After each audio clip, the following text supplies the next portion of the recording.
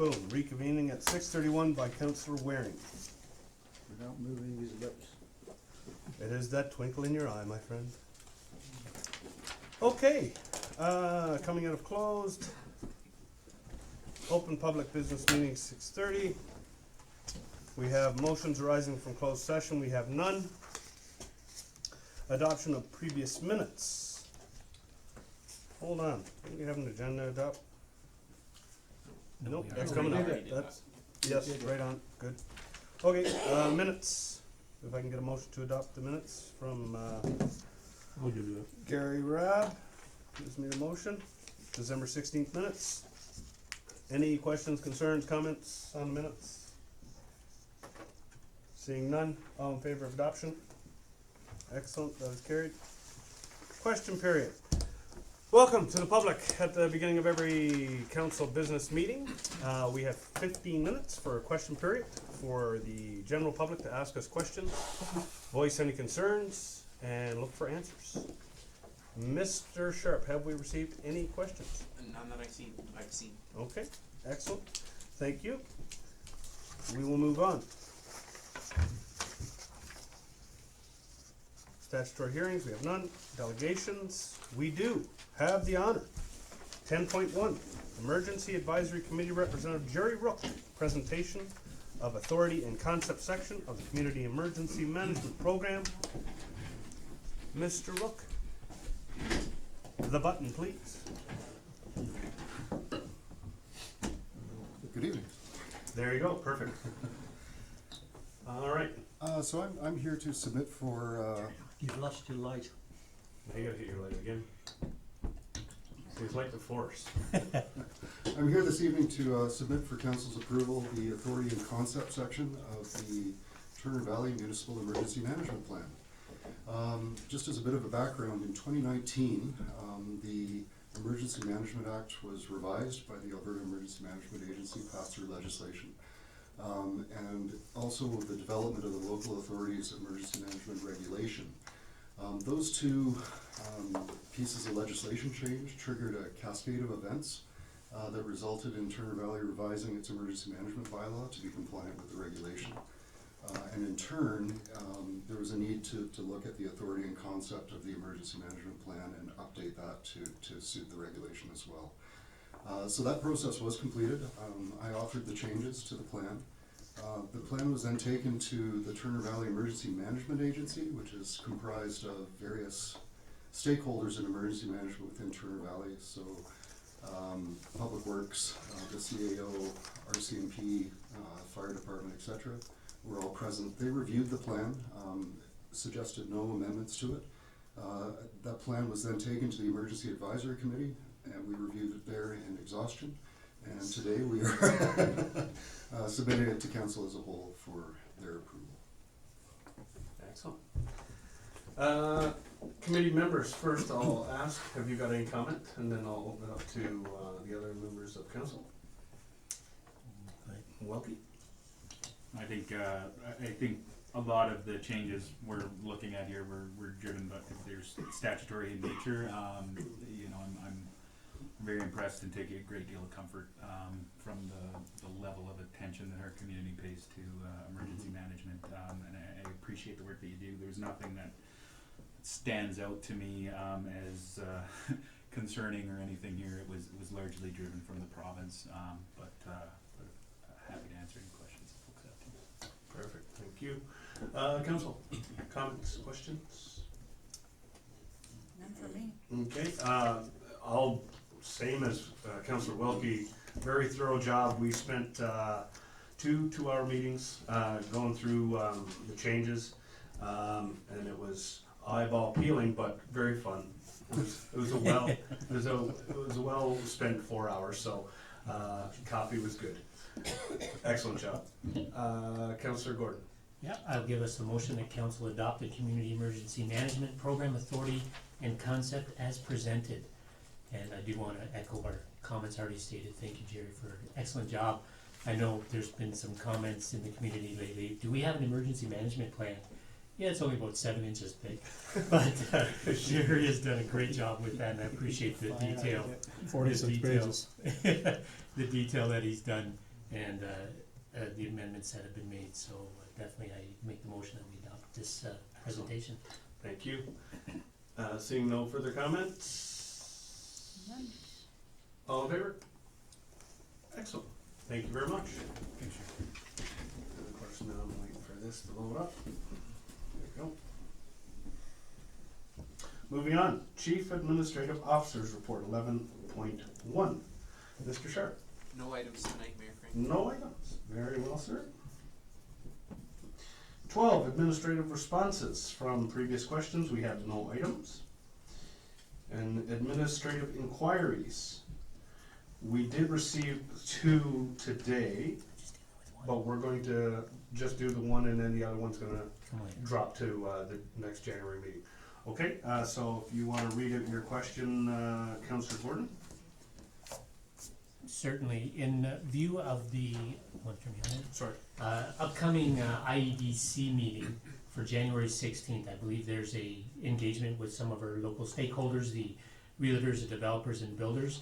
So what I would like for administration to provide council is a list of the invitees to who that invitation is going to, but then as well a list of those who actually attend, and then the agenda once it's finalized, and then a summary for the benefit of our committee, or for our council, I mean, so that we can just review upon that. Is just in view of the fact that one of the key strategic priorities we have is to make sure that we are open for business, and in view of the MDB Insights key strategy of number 2 being that we are laying out the red carpet and focusing on being that business community. So it really is something that you can't take care of tonight, I get that, but it's to have the list of those who are invited, the actual ones who do attend, and then the agenda, and then a brief summary. If you could provide that for council after January 16th, that'd be great.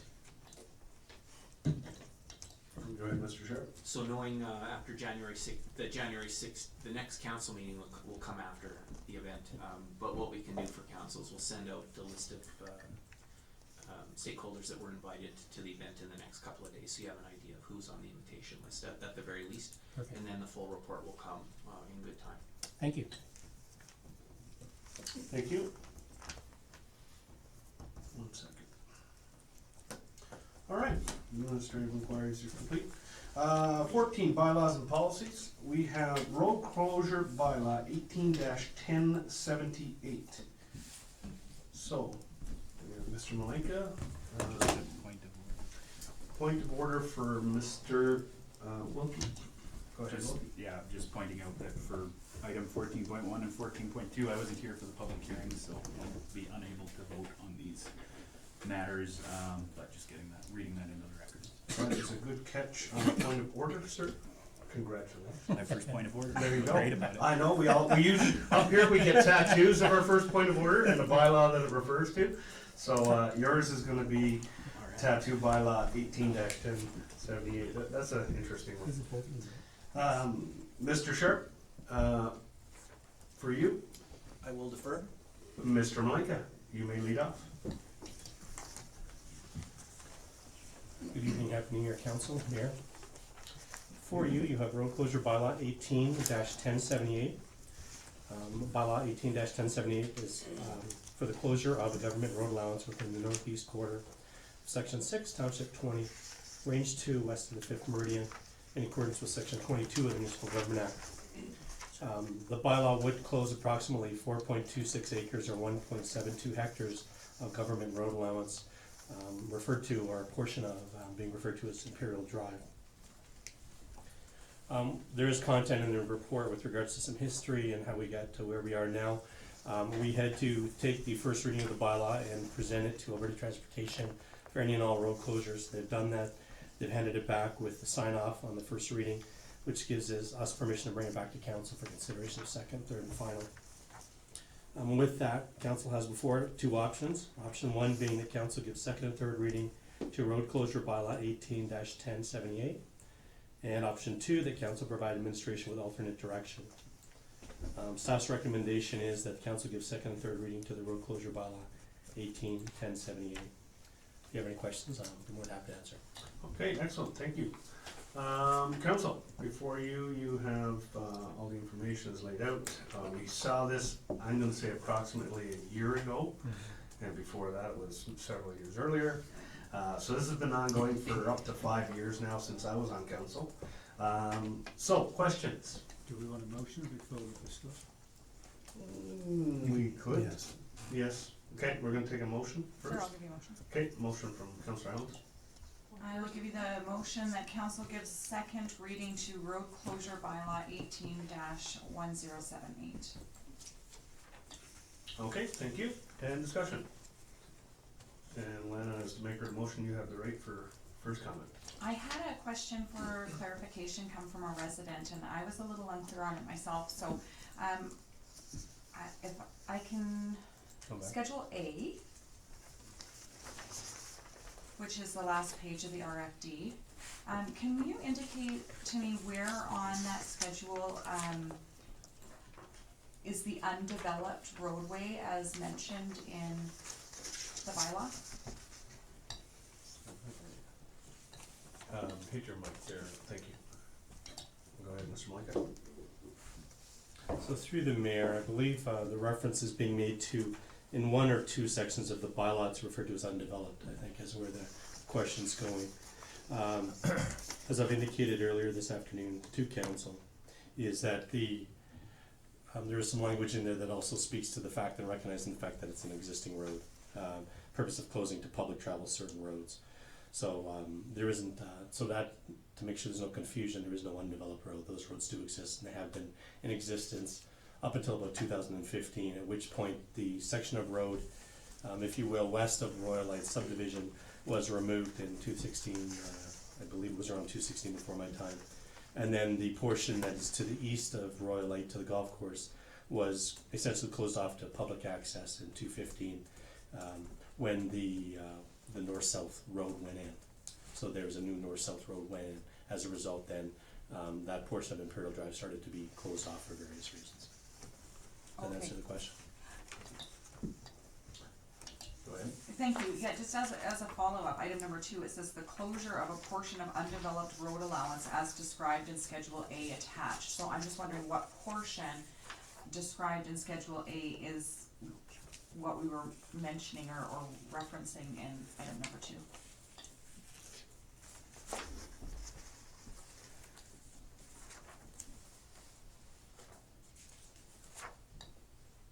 So through the mayor, item number 2, sorry, what section are you referring to? Oh, so, Oh, this is on page 2 of the bylaw? yes. Okay. So again, the language may not be perfect, we're talking about undeveloped road allowance. It essentially covers off what's being referred to as area A, B, and C on the plan. So that bylaw, granted the text isn't very clear, hence why I've included on page 58 of your package and 59 of your package, what's referred to as areas A, area B, and area C. They were broken up into 3 components for various reasons. One is, in one case in area A, we're gonna actually maintain and keep that, if it's closed, that portion of the road for our pathway system, which is currently what's being used for. Areas B and C, as per a land exchange agreement, 3-party land exchange agreement, those 2 pieces would be part of a land exchange with the golf course. So again, just to clarify, there is no undeveloped road. These roads are in existence. One could say is that we have a non-existent road now, which is areas A and B, which is a bit confusing with regards to where we're at today with asking for a road closure for a road that no longer exists. But on land titles, if you were to go search for it, there is a road plan there, and just like there is for areas. Thank you. Yeah, okay, good. Thank you. Councillor Wang? Yeah, I'm as always confused. When we go back to the original Connor Gateway development plan, the closure of the roads is very clear, but it also still refers to two emergency access roads, one which would be from the Diamond Valley Villas through to Royal Light, and the other one from Royal Light through to the golf course. Now, I realise that the first one has disappeared because of various reasons, I'm not sure now what the situation is with the road that's going from Royalite through to the clubhouse, which was originally on these drawings, and it's drawing number pedestrian trails and open spaces, plate number 3, still indicates that as a emergency access road. Is it a question? Well, what is it? Is it Because yeah, going okay. through all the documentation Right. and the agreements and the changes and everything else, I don't see any clarification on that, or whether it's still going to be available for pedestrian use or whatever. Okay. Mr. Malik? So through the mayor, Councillor Waring, you're referring to the Gateways of Turner Valley Area Structure Plan that was amended in 2007? Yeah. And there's various, what they're referred to as plates and plan numbers. Yeah. On a number of those plates and plan numbers, that section of land between Royalite and the golf course, I believe, and the only indication where they make reference to it being emergency vehicle access is on that Parks and Rec plate, as you pointed out, or pedestrian trails and open space. If you look at all the other plates, it's identifying it as proposed turnaround road allowance widenings at the tip. It's referring to it as the closure B. Yeah, it's referred to as two different things. It's referred to as road closure, and it's also Right. referred to as emergency access. Not having the luxury of having been through this exercise with the area structure plan, be it in 2001 when the SP was adopted, nor in 2007 when it was amended to accommodate and address the agreement that was entered into with the 3 parties. There was a number of things going on. The area structure plan was amended to accommodate land development that was being proposed as part of a land swap between the golf course and Canada Gateway developments, as well as the closure of area, what I'll refer to as we've alluded to already, areas A, B, and C. You're correct in that the ASP made reference to, and the agreement at the time, the land exchange agreement, made reference to an emergency vehicle access route. However, that was between the villas and Royalite. I mean, with the exception of that one plan that you pointed out with pedestrian trails and open space, I don't have any other reference where that stretch is supposed to be left open for emergency vehicle access. And if there's talk about it being used for a pathway, that was never the intent. In the area structure plan, that was a road, and it would be closed subject to another connection, if you will, outside of that subdivision. For some of you who, as the mayor pointed out, it goes back 6-7 years ago. Actually goes back to 2006, so it probably predates most of you on council. And the bylaws was mentioned. The bylaw was approved by council, signed off by Alberta Transportation back in the day, but for whatever reason wasn't registered. So we're doing a bit of housekeeping here. What the plan was set up to do, area structure plan, was when development was to occur in the area and connections provided out to 16th Avenue, then that emergency access would come into play between the villas and Royalite and the road portion. There is a portion of road in there that would close, and area C would close as well. But that was all contingent on a secondary access going in. Now, development, as all of you who have been in the area, hasn't occurred. But what did trigger that north-south road going in, which then allowed for the closure of the portion of Imperial Drive, was the 2013 flood. What it also did, unfortunately, was with the flood, is it the bank erosion where the road used to be also eliminated any opportunity for that section to be used for emergency vehicle access.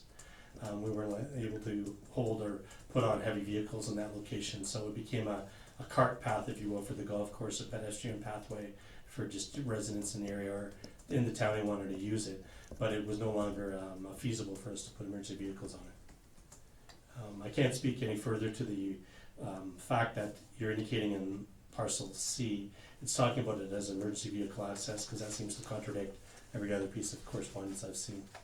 Even in the language of the area structure plan, it alludes to the emergency vehicle access between the villas and the overlay. So that's about all I can do for helping you on why that's showing up on that plan but not the other maps. Councillor Wayne? My problem, and I'm talking about a lot of residents here, not just myself, is that our only access from the south side of the Turner Valley, south side of the river to Black Diamond, if we want to walk, cycle, run, jog, skip and hop, is through that road, and there's no alternative pathway or system that gets us through to Black Diamond if that road is closed. whether it's an emergency access or not, I don't particularly mind. But I feel that so many people now are using that road, have been using that road for the past 5 years as an access trail for recreation, for health and benefits and everything else. I'm very, very anxious to know what's going to happen to that road once this transfer is made, and whether it's still going to be available for us to use it, because my vote's going to depend very much on that. A year ago, we did ask to have a meet with the golf course. I noticed that we do have the manager of the golf course, JD, is in attendance, so I'm not gonna go to you yet, I'm gonna ask over here first. Did we have a meet with them to discuss what happens with the road, what their ideas were, their concepts, once this road gets closed? I mean, it's inevitable in the long run, if we follow an area structure plan, that it will close at some point in the future, whether it's today, tomorrow, or 16, 20 years. It's inevitable. But was a conversation had, do we have any feeling of what happens next from the golf course side? And then I may ask you, JD, if I can, if it's allowed. So there were no formal meetings with the golf course around their intent. Certainly, I can ask Gerry if he's had any informal conversations with them, but the golf course has been quite clear that this is the last piece, and they're willing to talk about the possibilities in the future. But for now, the obligation as agreed to was to close that. So the short answer, that's a long-winded answer to say no, we haven't met yet. Yeah. But they've always been open and answered the phone anytime we've had some questions about where we may go in the future. Absolutely, okay, thank you. I'm gonna ask for comments up here first, and then I'm just gonna maybe break a little bit of quorum and ask JD a question. Mr. Councillor Rapp. Yeah, I got a few comments to pick up on what Councillor Hamilton was asking about. On page request for decision here, you got a government road allowance per bylaw 1028 for the purpose of closing a government road. But the letter you sent to the Alberta Transportation says, whereas council deems it appropriate to have the undeveloped road allowance closed. So I always thought that was road allowance, not an undeveloped road. So I think that the the document that we sent into the minister and got signed off on doesn't really represent that the way it actually is. Correct me if I'm wrong. Question. Okay, go ahead. So as I alluded to already, with Alberta Transportation, they're required to review a road closure bylaw and sign off on it before it gets even to the second or third stage or third reading. They've done that. We submitted a pretty comprehensive package of information. So while we may have some of the language may be a little loose from what council is deeming to be, maybe it should be tighter or more appropriately worded, Alberta Transportation was fully aware that that was a developed road and it was being closed. We provided indication of the road closure back in the time in 2006, so they had the old bylaw that was approved by both themselves as well as council. They also had copies of the minutes and correspondence that was received during the public hearing in December 2018. So if they had any concerns or questions with regard to wording, I trust that they wouldn't be sending the bylaw back with their signature on it. Okay, excellent. Okay, One more. oh, yes, one more, yeah, sure. Now, there's also reference in the agreement of roll lands that are gonna be given from the golf course to the town of Turner Valley. Do you know where such roll lands would be? Through the mayor, you're referring to what agreement? To the original agreement, the land exchange agreement? 2008 document? Yes. Okay, what section are you referring to, please? It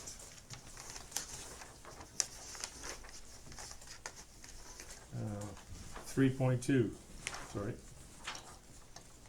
3.2, it says, the Turner Valley Golf Course road lands exchanged for the TOTV roll lands shall be conditional upon. So, sorry, what's the question? Well, the question is, where are those roll lands? Where, like, I don't see them on any place on the diagram. Right-of-way lands. Right of way, That's the road, right-of-way, road right-of-way. The new road was built right straight through to 16th Ave. Well, there's no, that portion of the unregistered road that's there now, Mhm. running north-south, isn't what's being referred to here. We're Okay. talking about areas A, B, and C. So that we- unregistered road, So we get nothing back from the golf course then, is that correct? I'm sorry? There's nothing comes back from the golf course then? In No, terms of land? no, there is. I mean, there is a portion of lands and it equals to about 3 acres both sides, and hence the land exchange title on the agreement.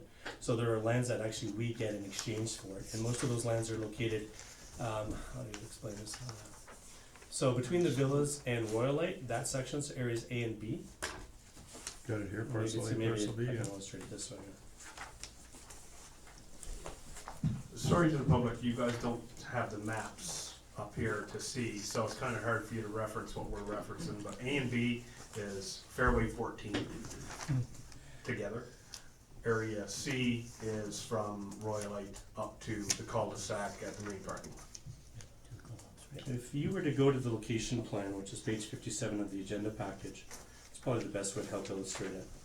So if we were to look at the section between the villas and Royalite, so what's referred to as areas A and B, you'll see a skinny elongated parcel next to the green highlighted area.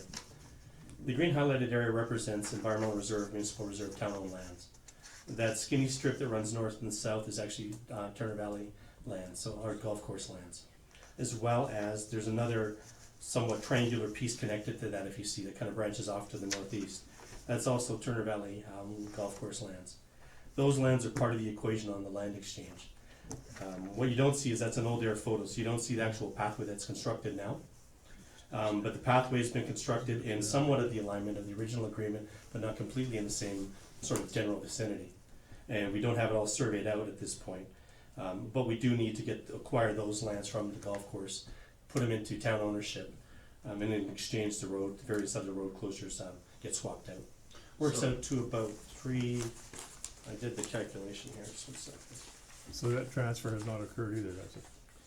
It can occur because we haven't closed the roads yet. Okay. So I mean, it's all part of the package deal. We could have went to land titles, I suppose, in the years past when the trail was being put in, and dealt with little bits and pieces. But for why we didn't at the time in 2015, 2016, I can't speak to that, but it could have been done.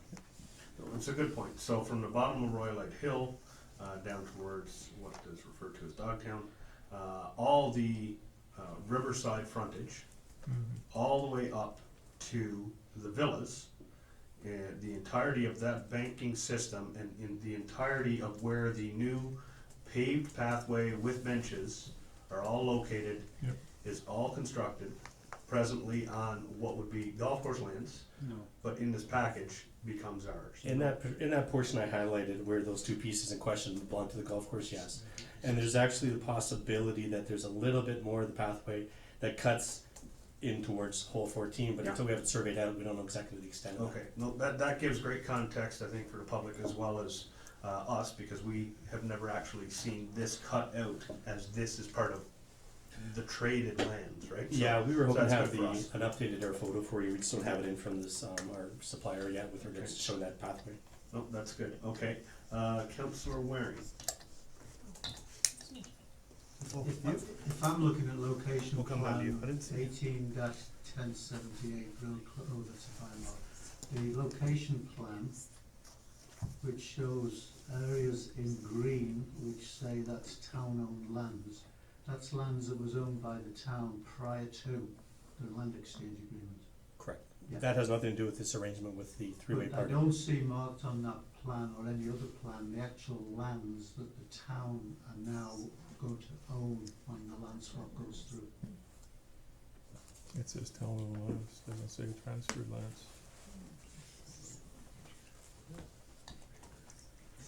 Not defined, Hit your- just say, I'm trying to, just the red line, there's red lines over here as well. There you go. So through the mayor, Mhm.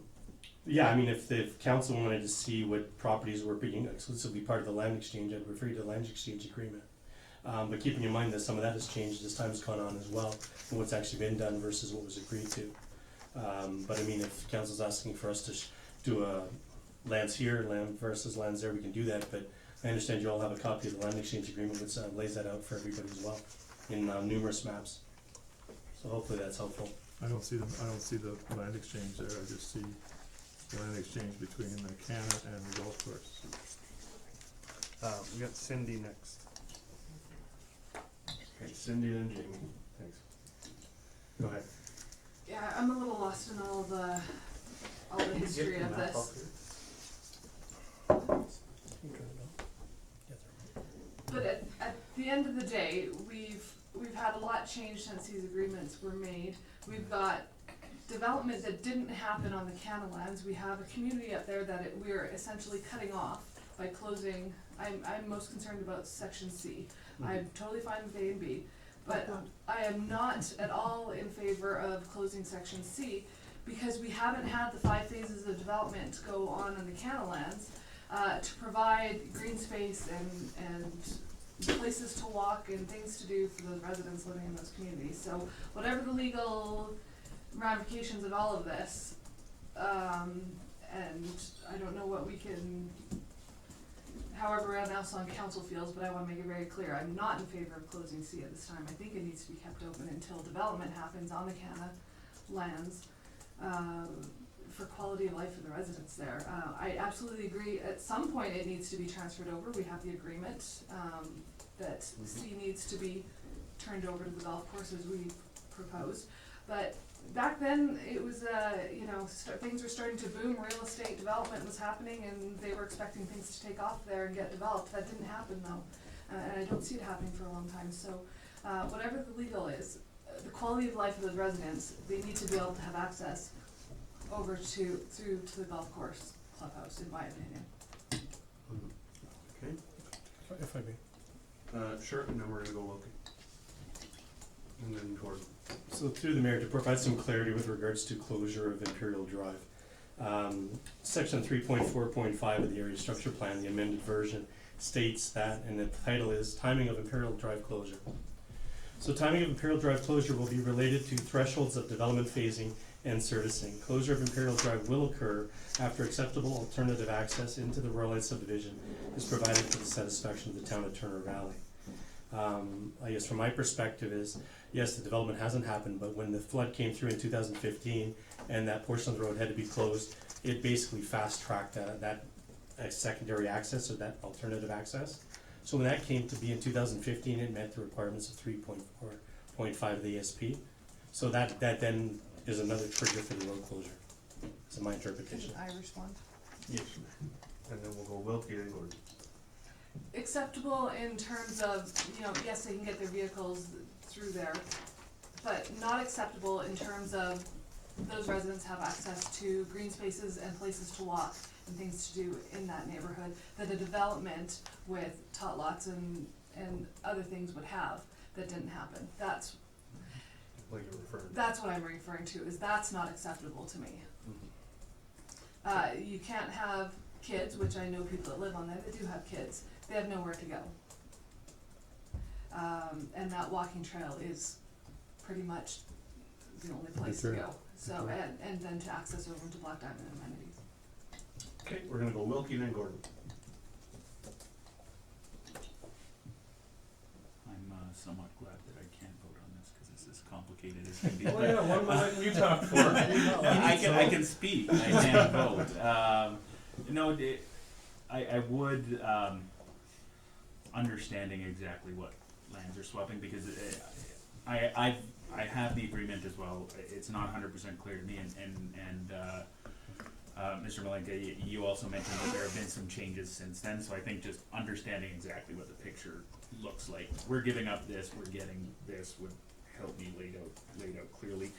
The other question I have that I think is very important for me to understand is the roadway, that roadway heading south to 16th. Is that, so you said it's an unregistered roadway, so we don't own the land under that, but we do have an easement that protects that. I just wanna be 100% clear on that, in perpetuity, I guess, right? There's no losing that land, because I get concerned about there being no potential access in, at some point down the road. If you're able to clarify that, that'd be helpful. Go ahead.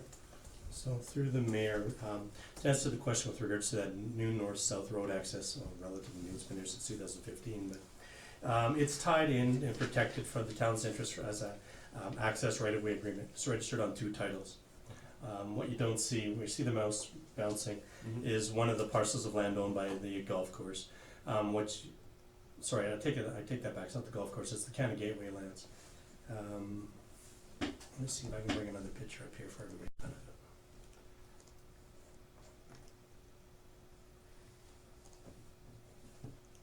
There we go. Beautiful. I'm gonna rotate that for I was everybody's gonna say, benefit, cause turn it's it. gonna mess you up otherwise.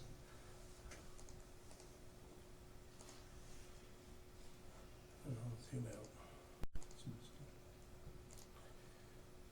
Okay, so part of the ASP amendment was to include this used to be part of the golf course lands, this unique piece here, as part of the land exchange between Canada Gateway and the golf course. That agreement covered off the golf course swapping out this in exchange for other lands being provided.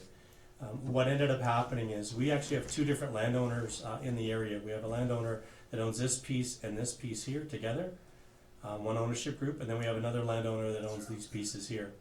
In the case of the area structure plan, there was a suggestion that the road network would tie in at various different points on 16th Ave. So again, this is schematic, and area structure plan can change to some extent in how the roads are all laid out when you get into plan of subdivision. It's a guide, it's to give you some idea of connectivity, shows a commercial component, a school component. So it gives you some context that when a plan of subdivision comes in the future, that we're looking for a commercial component, we're looking for a school component. And if the market or the parameters have changed, then maybe they come in for an amendment to change that to some other use. But in the meantime, what we have here is we have the access road coming through here, and in reality what it did is then it went down this way, if you follow the mouse, because we couldn't, at the time as I understand it, go over onto another property, because they weren't party to the three-party agreement. So the three-party agreement included the golf course, Canada Gateway Developments, and the town. Canada Gateway only had control, could only enter into anything involving these lands. So when 215 came and that got closed off because of the erosion on the banks, option 2, the alternate access, became an immediate measure. And what the town ended up doing was putting in or reaching an agreement, they refer to as an access right-of-way agreement, which basically says that the town is allowed to, within a defined right-of-way, construct a road, maintain a road, take care of a road, and all those responsibilities that come with it. And a section of that agreement speaks to that the access right-of-way, and this is section 3 of that agreement, the rights of the grantee, which is the town, granted herein, and the easement shall be valid and binding so long as the grantee or its assignees wish to use the access provided for. I understand in my staff report I had made reference to a 2035 deadline. That was my error. We had a draft agreement that had that language in it, in a 214 agreement.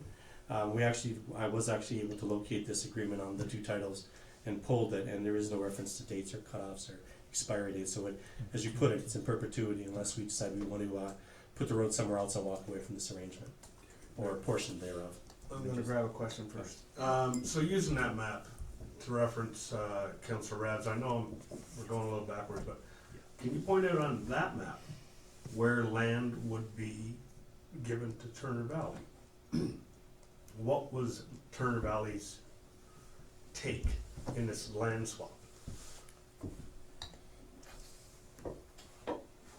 Okay, that should work. So that elongated skinny piece I was referring to is So this that is piece it. here. Yeah, So that belongs to the golf course presently.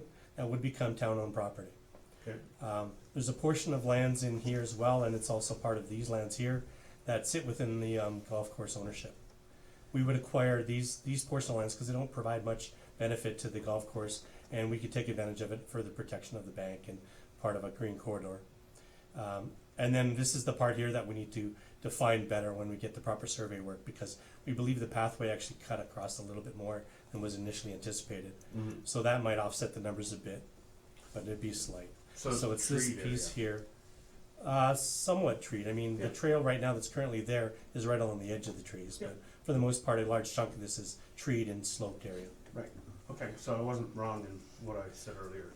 Furthermore, if I can, and these are small little pieces, is because we have to do turnarounds at these locations, there's some pieces of lands here that get exchanged back and forth between the town and the golf course as well to make the bulb work. And Yeah. the same is, On the other Up side, here, up here. side seat, yeah. so. Okay, so not a big deal for Turner Valley in terms of land. Nothing. It's more so, I believe what Councillor Holiday pointed out, was the agreement in the original and the closing and the times that went with it. So five phases, do we have the 5 phases outlined on that particular map? You go down. No. No, not phases. They don't have the phases shown. Yeah, go down this one, Yeah. down. Keep going, see the next Next. one down. This one here. That's Oh, the no. utility plan, so that won't be the Another phasing. So what we're referring to is, They're here the you go, stages. the stages, and originally, under that agreement, what Councillor Holiday is saying is the section in question C wouldn't close until you're at stage 4, 5. The other ones would be built out. That's not, well, that may be Councillor Holloway's interpretation, that's not how the ASP reads. The Okay. ASP reads as soon as there's another point of access. That's Yeah. Mm. It acceptable. triggers the closure, That's acceptable. yes, Okay. to the town, you're correct. Alright, okay, sounds good. Well, he has a follow-up. Okay, Welke does have a follow-up, then Gordon, you have a comment, Rab, Cindy, then I'm gonna ask JD a question. Very quickly, the emergency vehicle access, I understand there's some questions on the PC EVA, but the emergency vehicle access on the, I guess that's west side, that is the pathway, if I understand correctly, is that the emergency access into Royalite from the villas there? It's just a Nothing, So there's no emergency access there? This is my go question. ahead. So if I can provide context, and I think we've sort of talked about it already, is in the area structure plan at the time, is this road was to be closed off and only for emergency vehicle access only to provide a connection between the two developments, should it be required for emergency purposes. At that point in time, it made sense in the ASP and it was approved by council. The road closure also took that into account, or the land exchange agreement, excuse me, in 2008 also took that into equation. What basically changed that three-way agreement was when the flood took place and they could no longer use that section for vehicular access because the banks couldn't support it with the weight. So that part of the exchange agreement, that part of the ASP evolved and changed by circumstance. Yeah, that's good. So That's there's fine. no longer an ability to do emergency vehicle access there, so that came off the list, if you will. Perfect. Gordon, So I'm picking up this EVA. The reason being is the land use agreement, or the land agreement, section 3.2C, tells us that there needs to be an EVA route for the Royalite subdivision and the Diamond Valley Villas implemented as per the amended gateways of Turner Valley area structure plan. The EVA conceptual plan is attached herein as road plan, page 1. So could you direct me to where I can see that visually? It's gone. That part's closed. that's But exactly what he just said, That's, is out. is that the part that's out, or is that the part between Royalite and the clubhouse? Because I see in the agreement that there needs to be one, and I see that it's referred to in the area structure plan, but I can't visually see that. So maybe I'm muddying the murky waters more, but I'd like to see it visually. Thank you. Go ahead, Mike. Okay, so through the mayor, again, the three-party agreement made no reference to emergency vehicle access between Royalite and the golf course. The only reference you're gonna see to emergency vehicle access that I catch is referred to as page, I don't know if you all have that copy of that agreement in front of you or not. Yep. But there's page 13 referred to as a subdivision plan. The area highlighted in blue references what's, at the time, was considered emergency vehicle access. So what that represented was, if you see the screen, it represented the portion around here. This was gonna remain as part of the road, or close it but leave it open for emergency vehicle access. But the area you see in blue on the page, on 13 of that agreement, represents this area. So for clarity, it had nothing to do with area C on the plan ever. It was always area A and B, or that relationship. So this is where I'm not clear, because in that, pardon me, thank you. This is where I'm not clear, because in that agreement, 3.2C states very clearly, emergency vehicle access, EVA routes for the Royalite subdivision and the Diamond Valley Villas implemented as per the amended gateways of Turner Valley area structure plan. The EVA conceptual plan is attached here in his road plan on page 1, but I don't see that. So when I've got the area structure plan up here, I'm assuming that this agreement should be, there should be some ratification between the two, no? Because the agreement says there needs to be a Royalite EVA, but I don't see it on the area structure plan.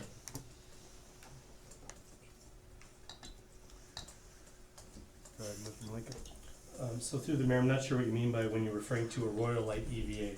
There was supposed to be an EVA. Well, there's as two parts well. to the EVA route. There's the Royal Light subdivision and the Diamond Valley Villas.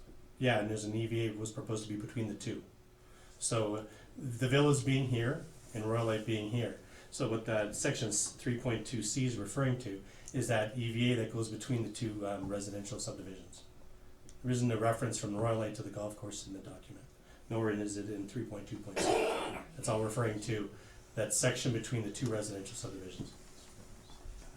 And while the intent of that at the time in 2008 made sense, 2013 changed the landscape, if you will, figuratively and literally. Okay, thank you. Rab, yeah, okay, Rab. Thank you, Mr. Mayor. As you know, I spoke vehemently opposed to this way back in 2018 when it first came up, and I couldn't understand why anybody would enter into this agreement, and we're just left picking up the pieces, I guess. Then I started thinking about the situation at the time. That was a boom time. They hoped that they could develop these. The golf course in Canada had to get an agreement with respect to the golf course. That made perfect sense. And I think in one place I saw in background information, they talked about having 100 doors in that area. 100, in other words, 100 occupancies and 9,000 cars. I mean, surely we wouldn't want everybody to be traveling through the golf course. So when I thought back about it, it made sense finally to me as to why. So then I started looking at and it also made sense, by the way. I never liked the fact that I live in Turner Valley, I have to drive through Black Diamond to go to the course. That always bugs me. But then I started looking about the reasons why, is that the hill is slumping, and that couldn't be maintained. So there you go. It has to change. So I understand that. That makes perfect sense as well. But to close the part east of Royal Light, that still concerns me. In other words, parcel C. Now, if you look at the original agreement, that agreement has been so changed that it really doesn't mean a heck of a lot. If you look at it, there's a whole bunch that wasn't on it. I'll give you some examples. Canada was supposed to build the road according to 3.2.b. We built the road. No. Well, Canada didn't build it. We didn't pay for the road. I understand, but Canada didn't build it. Okay? Secondly, emergency vehicle access to the west of Royal Light. That would be us, I think. 3.2.c, which Mr. Gordon just talked about a minute ago. That hasn't been done, and I'm not sure it makes any sense to have it, really. It never can. Because it's part of the tee-off box for 14, I believe, so that would be very cool. Turner Valley Golf Club, I think they've been the best at honoring their things, but if you look, they didn't fill the pond in 14, which is 3.19, so that's a big expense. And I'm okay with all that stuff, but like I guess what I'm saying, we inherited this. What do we do to make this work? Well, for me, if I look at this, and so I say that's not the last piece of the puzzle. There's lots of missing pieces, I think, when we look at the original agreement and all the things that have been changed along the way. Now, if we look at where we look at Jack Bowman Trail, which I think is a beautiful addition to our town, it ends at Royal Light Way. And I just went out there yesterday because I wanted to make sure that I knew what I was talking about. And it ends there. Now, if we turn that piece of property C, over to the golf course, which is what's in the agreement, I understand that, which is what in the agreement, if we turn that over and the golf course says, sorry, we're not gonna have any more, we don't want this for emergency access, you can't plow that road in the winter, it's our road. Okay, then what do? They say, we don't want pedestrians in there, this is for golfers. Then what do? So all of a sudden, it's going back to what Mr. Councillor Waring says, we get a situation where the people of Royal are getting hosed as far as I'm concerned, but it also affects everybody in town. The whole villas, they all walk that way to get to Black Diamond, you know, and I think Councillor Waring's on that road at least a couple times a week, if not oftener, and I see people there all the time. So how can we make this work? Well, I think that road has to be open for pedestrians, and I think it has to be emergency vehicles, and I would sure like to see it as a winter road. That would be my wish list. Now, if we turn this over to the golf course, I think we have to get a written agreement with the golf course. And I think we did ask you to talk to the golf course and see if that was possible, if I recall correctly. But it was never given as a resolution, so you can shake your head and say you didn't have to do it. You're right, you don't. Okay, we never said, please do this here. But for me, my experience with golfers, and I include this town here as well, golfers are reasonable people. I think they'll be willing to negotiate, okay? And we can't say, well, we can get a verbal agreement and that's good enough, because guess what? Golf executives are elected just like we are elected, so it's gonna change here next term, and it'll probably change there next term. So we have to get a written agreement in perpetuity until such time we get maybe an alternate road along the bottom, and then we can say, okay, let's close it for pedestrians or something like that. So I think that's the least we can do for the citizens of Royal Lake and the citizens that live all along that from Bailey Ridge all the way to the golf course. And I play lots of golf courses, and you guys have too, all over, you know, Arizona, Florida, California. There are homes all over the place, there are roads all over the place, and everybody seems to coexist. There's a problem with the tee box, that can be rectified with a net. And as far as closing the pond, I like to keep it there because it's a great ball wash. Well said, Councillor Gordon. We're gonna go Councillor Hamilton, and then I'm gonna go, and we're gonna close this off. But all wearing down our tab, but Councillor Hamilton. So, when we inherit agreements, it's difficult, it puts us in a difficult situation. I think one thing that we're realizing is trying to figure out all the moving parts that took place in this land exchange agreement. But it is a land exchange agreement that was signed, it is a legal document. The closure of these roads were agreed upon with a different council, but they were agreed upon. So while I respect and understand everything you just said and agree with most of it, I don't know if we are legally in the position where we can not be following the rules of this agreement. So I'm in a really tricky spot. I'm saddened that it took so long from 2008 to 2020 to deal with it, but I don't think that we can go against what the agreement has said. So I would caution council to be changing a legal document that has been signed and executed, regardless of how many years ago it was done. And we are way too late doing the cleanup on this one, and there's a lot of reasons why, including the flood and others that we've talked about, but at the end of the day, this land agreement is signed by 3 parties, and it is a legal document. Thank you, Councillor Hamilton. We're gonna go Rob, Waring, you wanted to comment? Wilkie does. Okay, Rob. I'll just make one quick comment on that. I totally understand that legally, this is a legally binding document, but guess what? It's been broken so many which ways. I only pointed out a couple, and there's about 5 spots. And as I say, filling in the pond on 14 would cost the golf course a lot of money. And I think reasonable people would say maybe there's a better way of doing this than that. So I take my chances. Wilkie, quick comment? The big thing for me is the EVA. It says that the exchange is conditional upon the EVA being implemented. So in my mind, that condition has not been met. Correct me if I'm wrong, but in my mind, that condition has not been met. So from a legal perspective, I don't think that condition is met. Okay, thank you. Would you like to comment on that? Mr. Mayor, I can maybe provide some further information as well.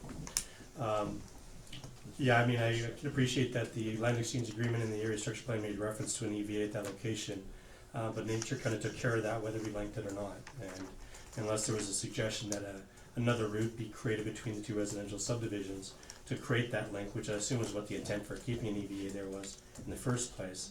You can always revisit that. I think that puts it in a bit of a difficult quagmire with the golf course to find another route that would be adequate and would handle heavy equipment, but fair enough. With regards to emergency vehicle access, that portion, well, just in general, if we're talking about entering new information, I had the opportunity to speak with Gerry Rooke here this evening before we got going with this discussion, and he just reiterated that at the time the fire department wasn't in support of any emergency vehicle access locations. It's either full access or not. What we've indicated, or what we've experienced since 2015, when this road on Area C has been closed down, is fire department has concerns whether they can actually get the fire truck in there through the gates that are there. And they've indicated that they're, knowing what they know, that there's an emergency access gate, they'll reroute. They won't actually go through here unless they absolutely have to. And they're saying that's the same with EMS vehicles too. Is if they come here and they find the gate, they'll reroute. They won't try to go through the gate because they don't have the equipment to go through the gate. Fire department may, but they're even choosing and indicating they'd rather reroute than go through it. So while it may be nice to have it on paper as an EVA, it doesn't sound like the fire department or emergency management funds a very effective mechanism to get between space A and space B. So Well, ambulance. that may be providing some additional context. We do have a situation I was given a while back that there was a call and the mapping was showing that there's still a road here. And while it's gated off, the GPS was directing the ambulance to this location, so they had to reroute because it is still showing up on a map because it hasn't been removed and hasn't been updated. So it presents a bit of a problem. So we, one way or another, we need to solve it. Okay, thank you. Councillor Holden.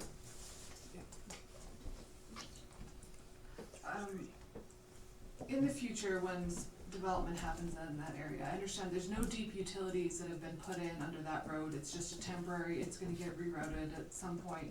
It sounds like a whole lot of mess of construction and future problems. I'm just wondering if having that road through C would not be beneficial at some point, should we need an alternate route when we've got years and years of construction mess in that areas to the south of Ruralite, that neighborhood. Just Okay. Which leads me to this. 5 years, when we voted on this way back in the day, I was totally against putting even gates across that road because everyone on Ruralite was gonna die having to cross the highway that is at 50 kilometers an hour, and then they were getting rerouted to 16th Ave where they had to cross the road at 100 kilometers an hour. In 5 years, no one has died, thankfully. You know, everything that we worried about 5 years ago has been a non-issue. The golf course has been a great partner in everything, especially with all of our nonprofits, including TVOS and the building of pathways. Really just fantastic group to work with.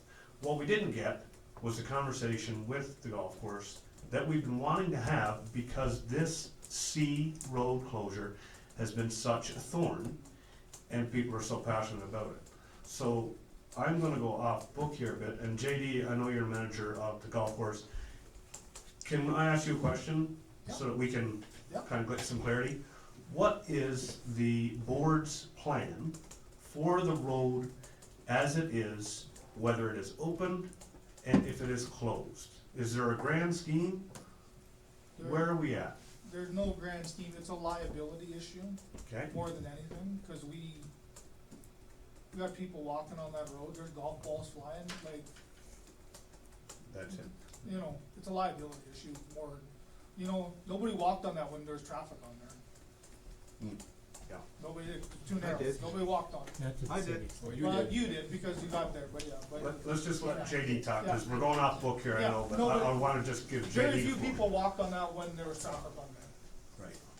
So, to be totally honest with you, what we have a problem with, I think, what I'm gathering, is the agreement has been thrown 8 ways to Sunday.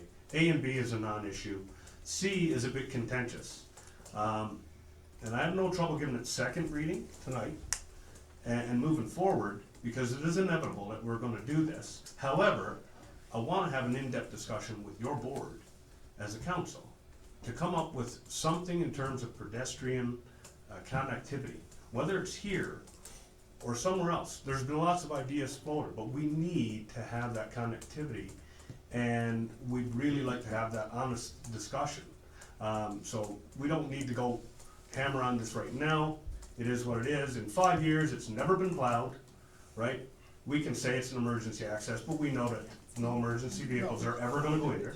The only people that go in there are people that walk and ride their Harley Davidson in and go, oh, there's no road, oh, let's sneak through here, and then they burn across it anyway. So, we know it's gonna be closed at some point in the future. And that's up to the council to decide. But we also know that our residents, and Black Diamond's residents as well, so let's not leave them out of the issue. That is the only way we can connect the Friendship Trail, whether it's there or lower or higher on the properties. But that conversation needs to be had, and we'd like to have that conversation with you.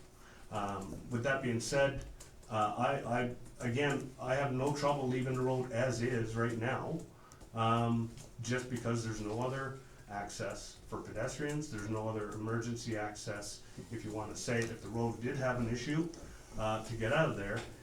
For the people of Royalite, in 5 years, I think there's been a whole bunch of non-issues up there. So I don't think it's a major grenade. If that road closes, it's not gonna affect them one bit.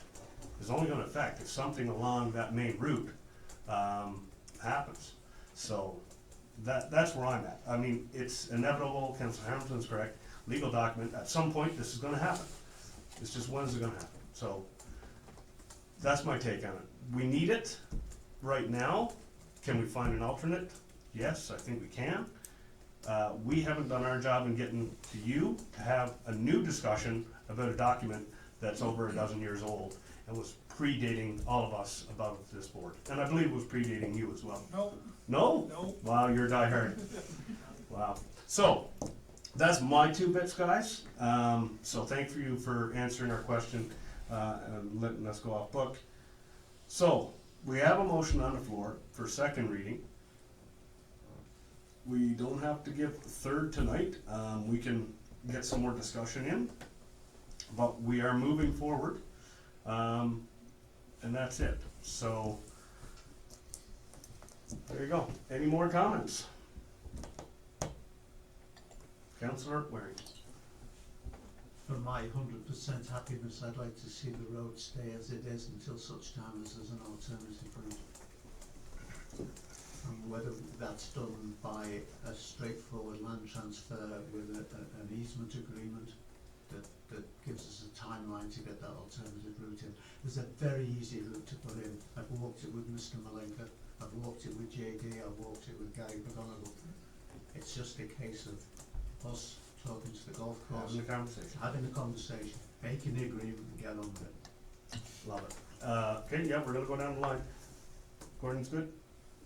You got no comment because you can't? Okay, we're gonna go, we're just gonna go down the line. Waring, Hamilton, What are we doing? What are we just doing? make a final comment before I vote. Yeah, I'll make a final comment. Okay, Gordon?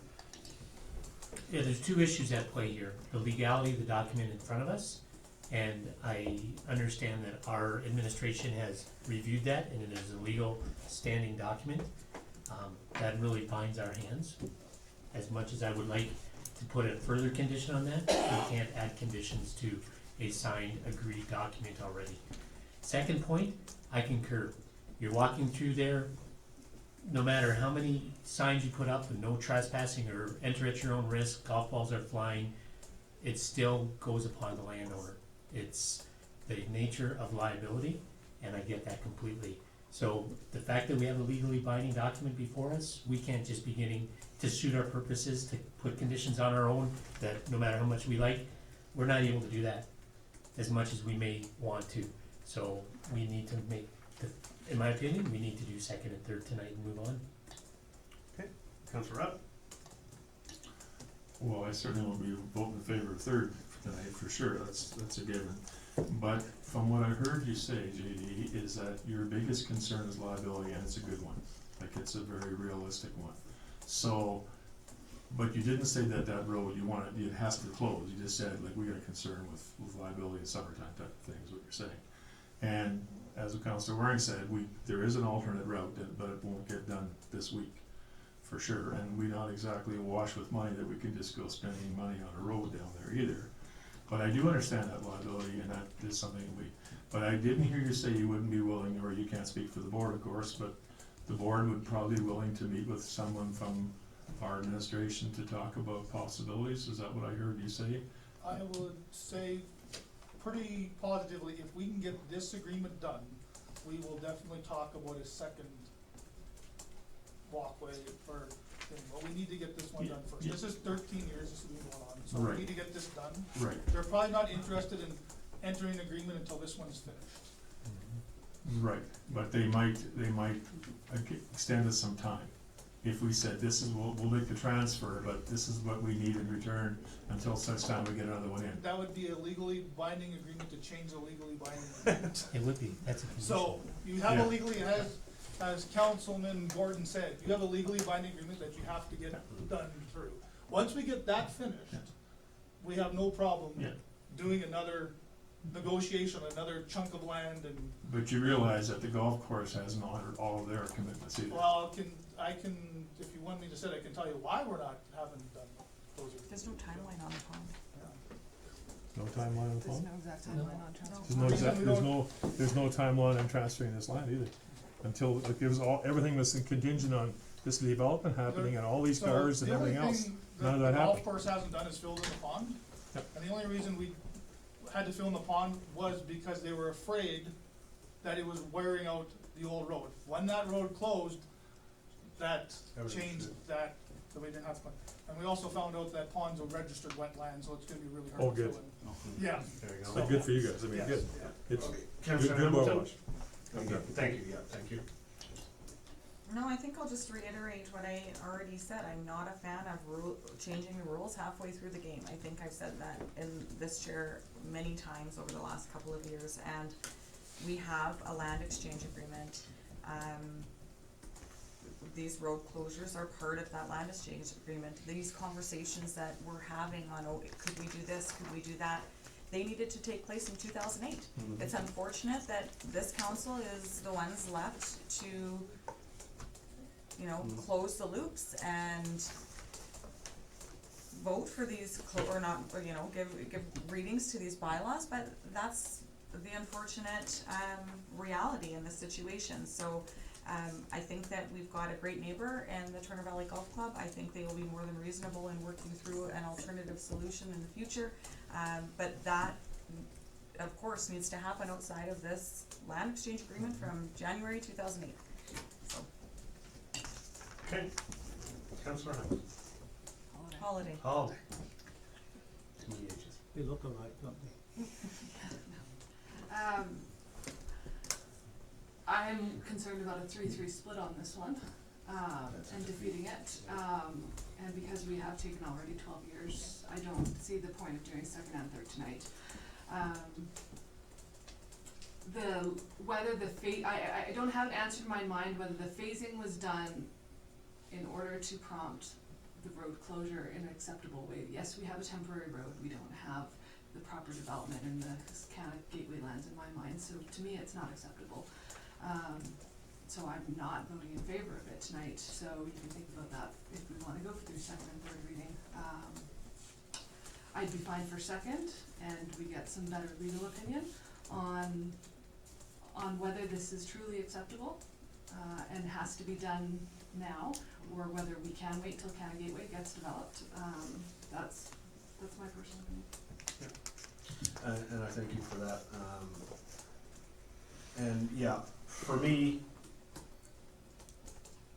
and I mean, I like I said, I voted against this every time.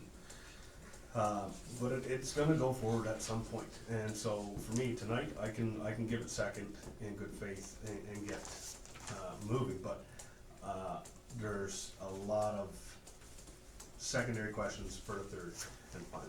So I would not be voting for a third reading tonight. And I agree with everybody's points of views. It's a hard one, and it's 12 years old. Mr. Mayor, could I speak, please? I'll give you a, yeah, give her. Thank you. I'd like to know that the Turner Valley Golf Club has done nothing but allow you this agreement to go through on your path with your pathway, tearing up the road on 14. We've done nothing but let you guys do without the agreement being finalized. We would like this agreement finalized because we've done everything that we've been asked to do. And we need one piece of this puzzle completed, and we need it done. Because, I mean, right now, somebody breaks a leg on your pathway, that's our problem, it's on our land. We need this to be transferred and done. No, it's not his land, it's our road still. No, not all of it is, no, the pathway. Mayor, The great. pathway is on our land, Yep, I got it. yeah. I'll go Todd and then I'll go Micah. Okay, just a Thank you, reminder, Jamie. if we have some questions of the golf course, feel free to bring them up and we can ask them some questions. Yeah, They sure. can properly address council and not from the gallery. Sure. We have a motion on the table Yep. for second reading. We've also heard some councillors suggest that they have some remaining questions of that. So it's okay to go second reading if you, and give us other direction. If there's questions or legal opinion that we need to seek, we can do that. So I just wanted to bring this back to that, okay? So I know the recommendation was for second and third. No, it wasn't. We just Yeah. Sorry, the Oh, motion right. is for second, our recommendation was for second and third. If council's only comfortable going with second right now, then it's well in its rights to do that. And we will. One more question from Rob, yeah. One quick question, there's no timeline when we have to go to third reading, we could have another meeting, for example, doesn't have to be 2 weeks.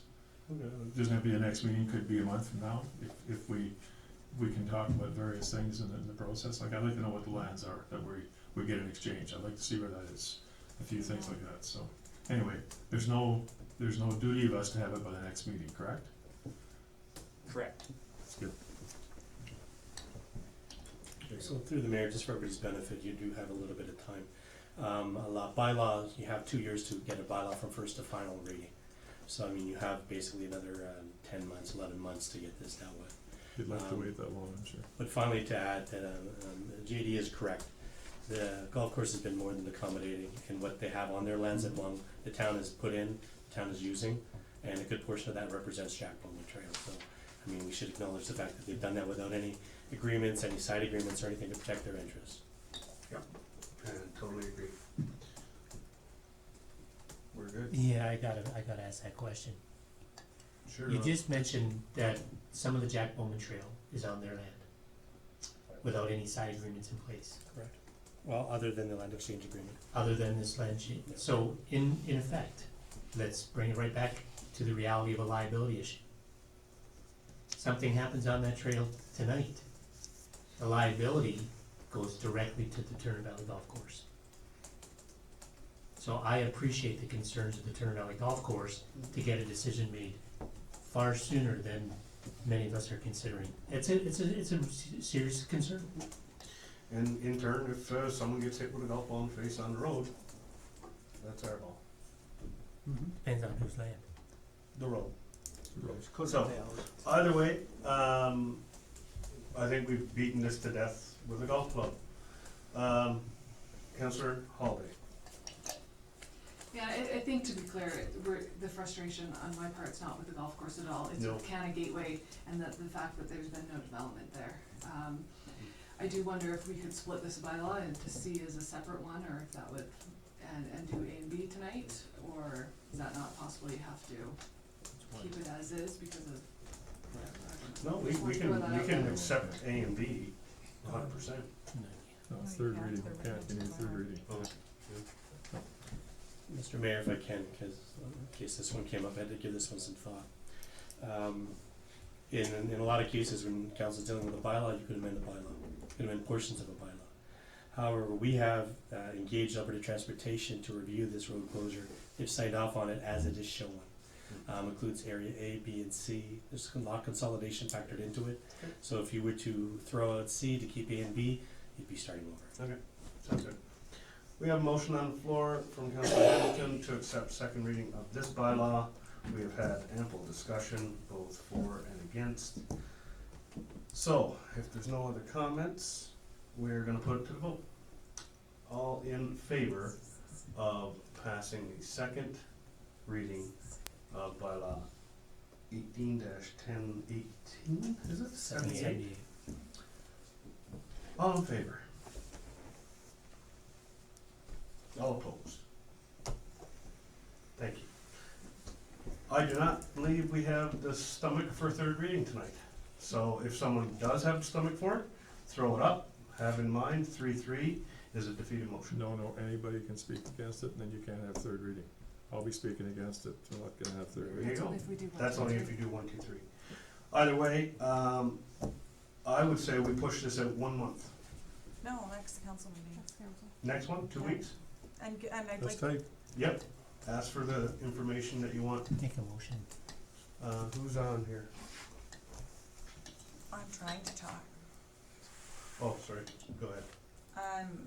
I'll let one of the councillors that is requiring additional information come back, make the motion on what they would like administration to see, but we need to be pretty clear exactly on what the direction is. I think it should come back on the next council meeting. We are 12 years on a bylaw that, it needs to be dealt with. I don't think we should push it off anymore, and I think we also need to be mindful of the original agreement that was in place. No, this council wasn't there when this agreement was in place, but it's an agreement, it's a legally binding document, and I think we just need to move forward. So, if a councillor that is, needing additional information would like to make it very clear what the direction is to administration, I'd like to also ask that it comes back to the January 20th meeting. Okay, excellent. Councillor Haldane. Yeah, I'm happy with the January 20th meeting, but the last document that I needed for this I got at 3:50 today, in the middle of an appointment with a kid that I'm trying to read in a waiting room. I think having 2 more weeks, we got an awful lot of information today through email. Us all just being able to read those all is, I think, due diligence on our part. I would like just that whole, the emergency vehicle access thing tidied up, whether it is truly acceptable for council isolating this community and whether the legality of this. We've heard it from you guys, you think it's legal. I think it's worth a couple $100 to a lawyer to get the true legal opinion and see that in writing. I don't know if you need a motion, is that to bring back for 3rd reading on the January 20th meeting and to run this by legal, paralegal. Yep. Before that meeting. Yep, we don't need to make a motion, we'll be asking for that by email and it'll be on the next agenda. Councillor Waring, hit your button there, Haldane. Go ahead, man. I think one of the real problems with this whole thing is that there's an original agreement, there's a modified agreement, and neither of them actually refer to the date where we're at today.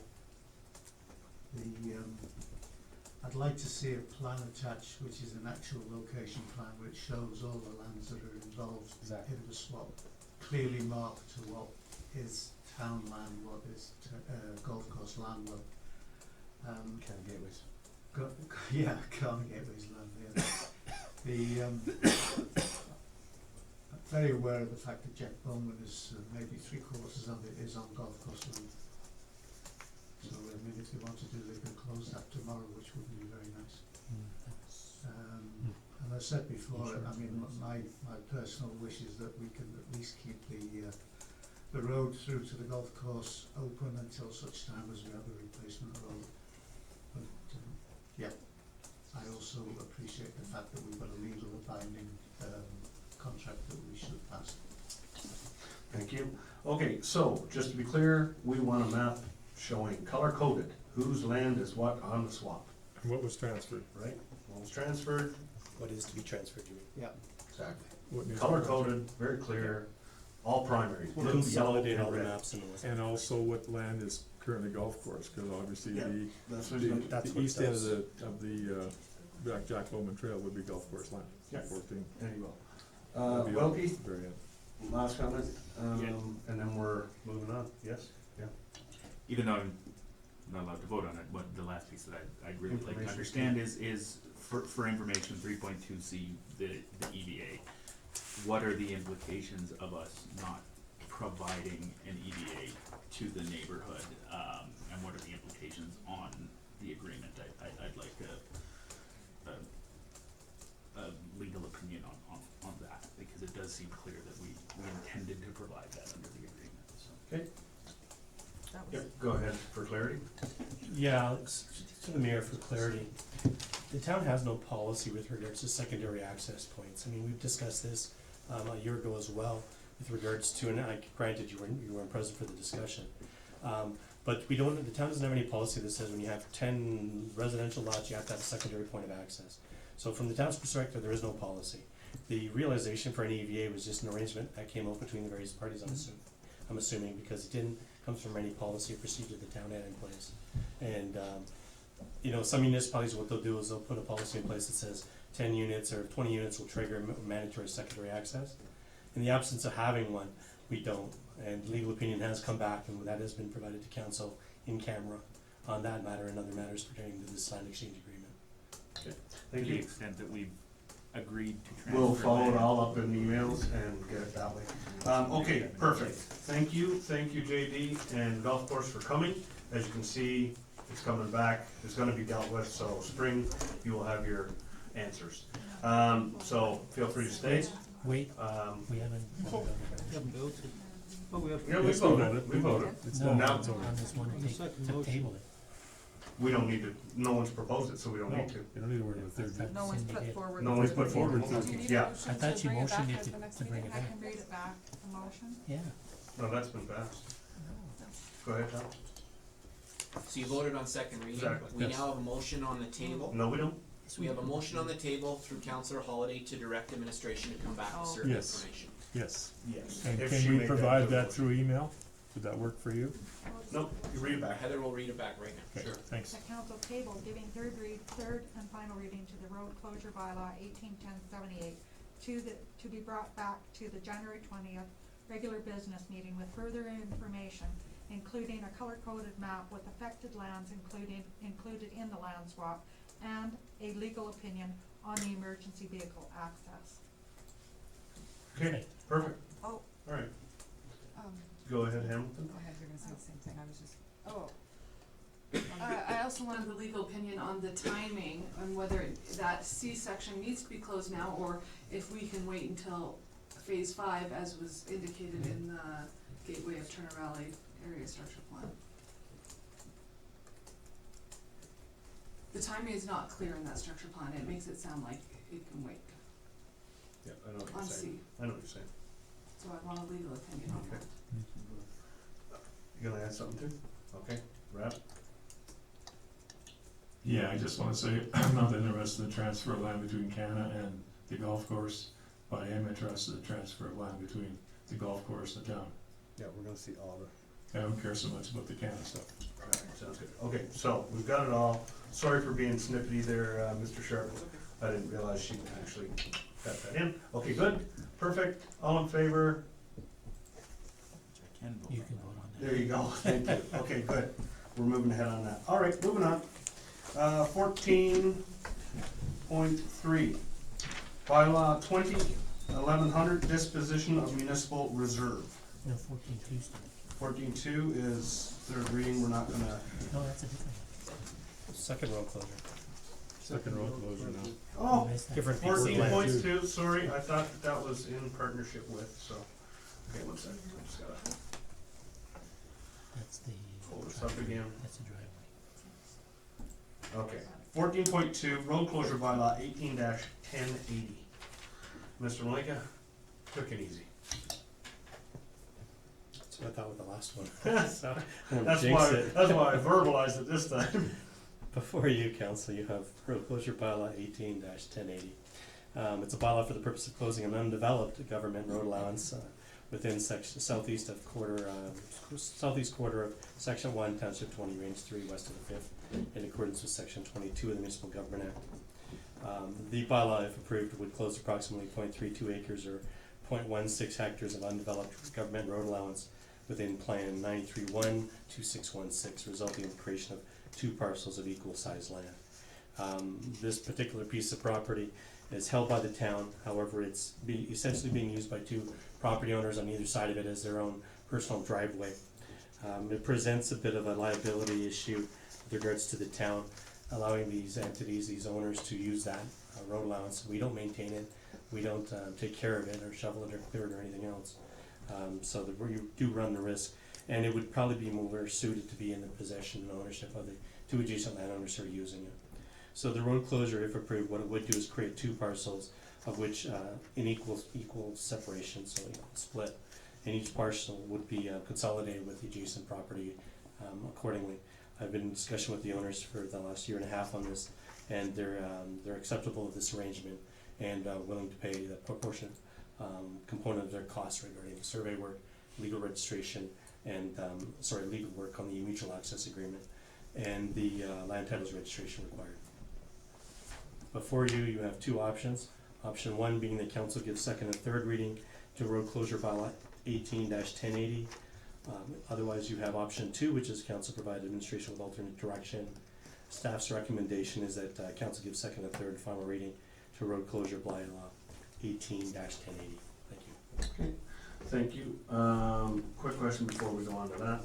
The dark blue section of road, in the map, that connects from Robert Street's cul-de-sac down to Ocalta Road, is that presently town-owned land? So through the mayor, if I'm clear, are you referring to this strip here? You bet. Okay, so that's an undeveloped road allowance that came in well after this other strip identified in the dash red. So if there was ever to be a more formalized road, it would follow that alignment. It wouldn't be following the alignment now. That's is shown in red. I've alluded to, I believe, in the staff report, and I did in the first report, that the area structure, our area redevelopment plan for here doesn't contemplate this undeveloped road allowance being factored into any future development plans. So, I mean, it wasn't factored into long-range planning either, so. The red one or? The red one, the dash red one. Right, so Yeah, the dark the- green is the official concept. Well, and it's an existing road allowance, so I mean, if there is going to be a So road it's already connecting, there. that's where it would be. Right. It's got the right of way width. This other one is more suited for a laneway because of its width. Okay, all right. And do we need to pay for the dark green? No, we own it, we have for a number of years, so the dark green's ours. Perfect, that's all I want to hear. Absolutely. Okay, council, motion and then we can go. Councilor Holiday? Or, Well, yeah, okay, I don't Sure. have the motion in front of me, but I can make it, that's, the bylaw? council give Second reading. second reading, yeah, to bylaw 20 dash, no, this is one, it's this 18, one. 1080. Oh, council, Yeah. yeah, second reading to bylaw 18-1080. And I can Okay, take thank that. you. Yep, you go ahead. Yeah, as council, we're always supposed to be looking, to seek out the highest and best use for municipally owned land, and right now, because the development hasn't happened in that area, right now, it's a useless piece of property. But come a time when somebody wants to develop, especially that western lot, that could be a walking path, it could be an alleyway, it could be used for multiple things, or traded to that developer for a better piece of MR land. I don't think giving it away at this point is the highest and best use versus when that actually gets developed into single family. I mean, it's a narrow strip, but it's still 1,400 square feet of land, which is like 2 city lots. So I'm in favor of closing the road, getting the road thing taken off, but I'd rather seen it just put as MR and kept, rather than split between owners. I'd rather keep it as one piece. Area structure plans are kind of a pie in the sky, they're schematic that gets changed, we heard that an hour ago. I just like to keep our options open. So I'm in favor of the road closure, not in favor of disposing it. Okay, thank you, that's a good point. Any other comments? Yeah, Councilor Hamilton? I agree with Councillor Holiday, and also, there's going to be a cost to the town to proceed with this bylaw, without compensation. So my feeling would be if there's a cost and there's no compensation, why not just leave it as is? Okay, good point. Councilor Rath? Yeah, couldn't this be used to access our land above that property? At the north end of that is green there, so obviously it's town-owned land. And yes, there's a road allowance parallel to it, just, 50 yards away or something. But in the interim, we're just basically giving this land away. I mean, there's no advantage, I don't think, to giving it away. That's my opinion. And also, if we did give it away and it was split down the middle, that's fine for the current owners, but what happens if an ownership changes and then somebody says, you can't use my half of the road? I mean, who knows? I don't want to cause problems down the road, so. But first of all, couldn't that be used to access the green? Go ahead. Okay, so let's see if I can hit on the 2 questions. Of course, it's a undeveloped road allowance. We can use it as a pathway if you want to the green up on the hill. I wouldn't say it's very practical. We'd be going through 2 properties because they own that property and they're using it as if it's their own. We don't have a fence line going down the middle or on either side of that road right away. It's basically, these two property owners have used it as their shared mutual driveway. But it really wasn't theirs, it's still town's, right? It is, it's been left alone, and that's one of those things when I'm looking at what we own and what we have for road allowances, developed or undeveloped, and saying, this doesn't make a lot of sense for us. We have a piece of land in which we're liable for, which is being used by two property owners. We could alternatively keep it, kick them all off and tell them to put in their own driveways on their own parcels. That's a viable option. They've chosen, or we've allowed in the past, however it played out, for them to use that as their personal driveway. Whether it's practical to go up top or not, I wouldn't say it is. I think in the upcoming months, you're going to see a plan with regards to a pathway system not too far from here, and a road right away that was just recently discussed, that provides some connectivity for pedestrian traffic that's way more effective and way more practical than putting it in this location, which would probably be more of a disturbance to the two property owners and a benefit to everybody else. And this ends on the green space, and while that dark green space is ours, there is no, it terminates at upwards on the midpoint of a hill, so I don't know if it's practical to continue it on. There is no, and if I recall, the area redevelopment plan doesn't provide for any pathways or trail connections in this location either. I mean, there's open space plan, but I don't believe this was factored in, otherwise we wouldn't have been recommending it being closed. Second question with regards to owners having an issue. I already alluded to a mutual access agreement, and then when I talked about the legal costs. So the mechanism that would typically be applied is when you have, and this is more of my experience in the rural settings in the province, when you have two property owners or more that are using a shared access, you try to get an agreement in place with them. The town wouldn't be party to it. We have no interest in being party to a mutual access agreement, assuming that road is closed and it's no longer ours. But we have had discussions with both owners to help them prepare a mutual agreement, which we can do pretty minimally. I've got a template already. These aren't unusual agreements, which they would both enter into, indicating, okay, who's responsible for the ongoing maintenance, upkeep, snow clearing, etc. And that's between the two owners and nobody else. So that can and will solve their concerns if they ever change ownership. And neither owner has to enter into that, but they were both accommodating and understood the benefits of having it on title. Okay, thank you. Councillor Gordon and Councillor Holiday. Yeah, further point to that, a good illustration of that would be what's going on in Coupling Flats, right? Where they come in, there's several properties there, they have a mutual agreement in place for who maintains that property, if I'm understanding correctly? Through the mayor, I wouldn't use that one as a glowing example. No, but it's not yes, glowing, but there's it's a there, sort of a right? panhandle in which there's, if I'm not mistaken, there's two different mutual access agreements, so it's some overlap, which is even more confusing. Yeah. But yes, the only instance where we're doing it in the boundaries of the town is at that location. Okay, Councillor Holiday. Yeah, isn't it just as easy to have it as an MR and then we lease it to somebody? That happens in other municipalities where you lease road allowances or you lease areas that aren't being used by the town. Can't that just happen? So through the mayor, under the Municipal Government Act, we can't sell or lease MR lands. So MR lands are very defined, just like environmental reserve lands. So if we were to turn it into a park, we essentially kick them off those lands because we wouldn't be able to lease it, and I wouldn't recommend it doesn't solve the liability issue. All we're doing is just giving it a different title, and we're still liable for anything that happens on that road allowance. But so even if you decided not to do an MR, but close it, but still own it, if anything, I probably wouldn't add to it. It'd still be the issue of you're acknowledging and accepting activity on a piece of land you own that you don't have total control over. If we don't clear that and maintain that driveway, then potentially we're liable if something should happen. We hand all that off to these individuals through the land ownership. We never have to worry about trying to maintain it or even worrying about something happening on it. Mr. Sharp. I don't know if this is unprecedented or not, but through the mayor to Mr. Malenka. Can you explain for council what the estimated town share of the expenses would be to finalize the process?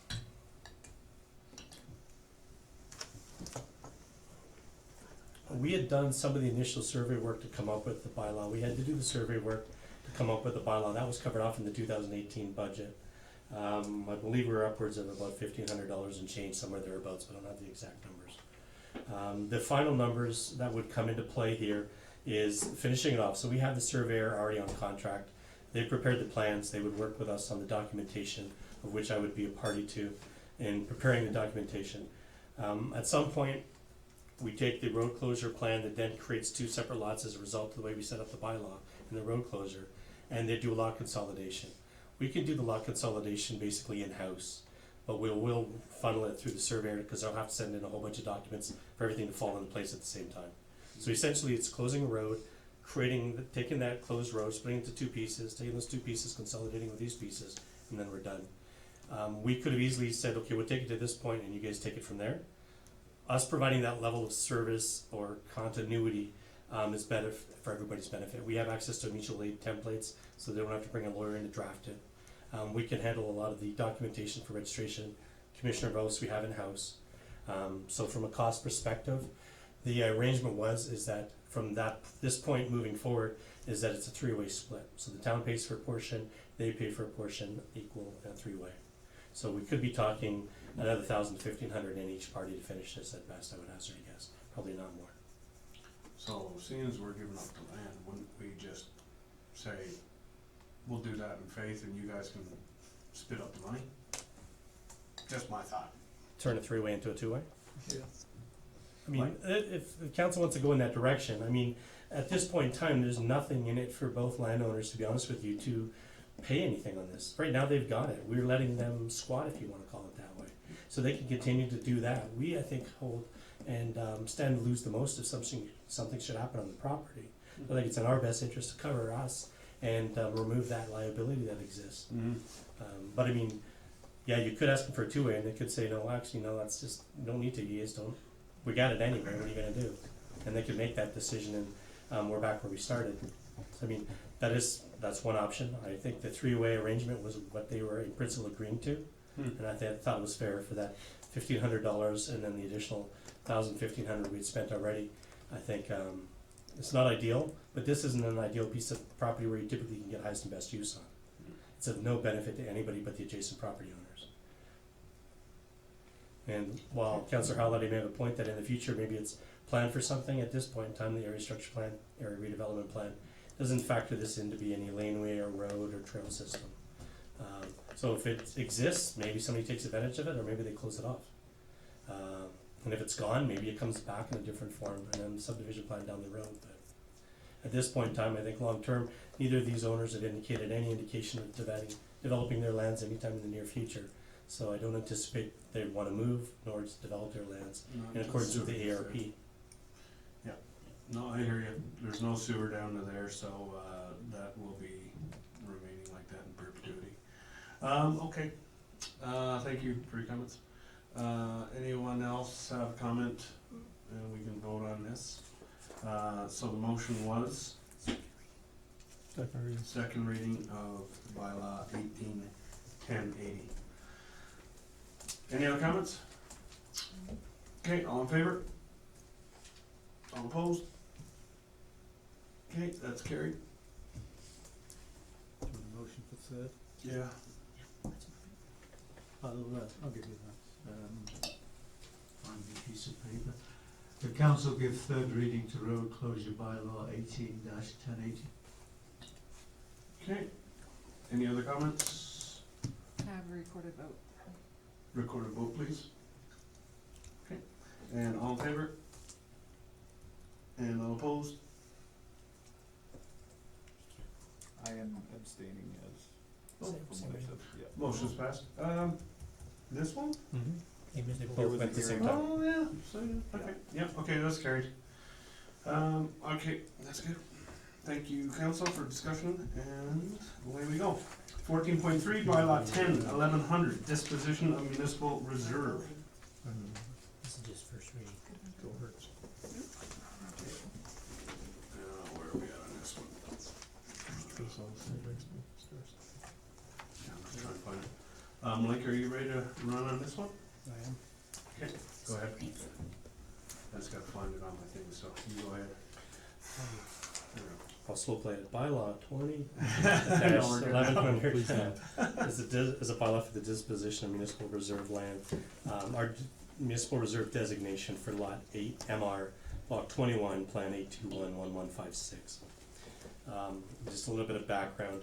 It wasn't that long ago, being December 2nd of last year, the council declared the subject lands surplus and direct administration to prepare the lands for sale. As part of the land disposal, the subject lands must first go through a number of changes or modifications, if you will, And the first one being is the removal of the MR designation on the parcel. Before we, and again, that was referencing, before we can sell it or lease out a piece of land, we have to remove any MR designation.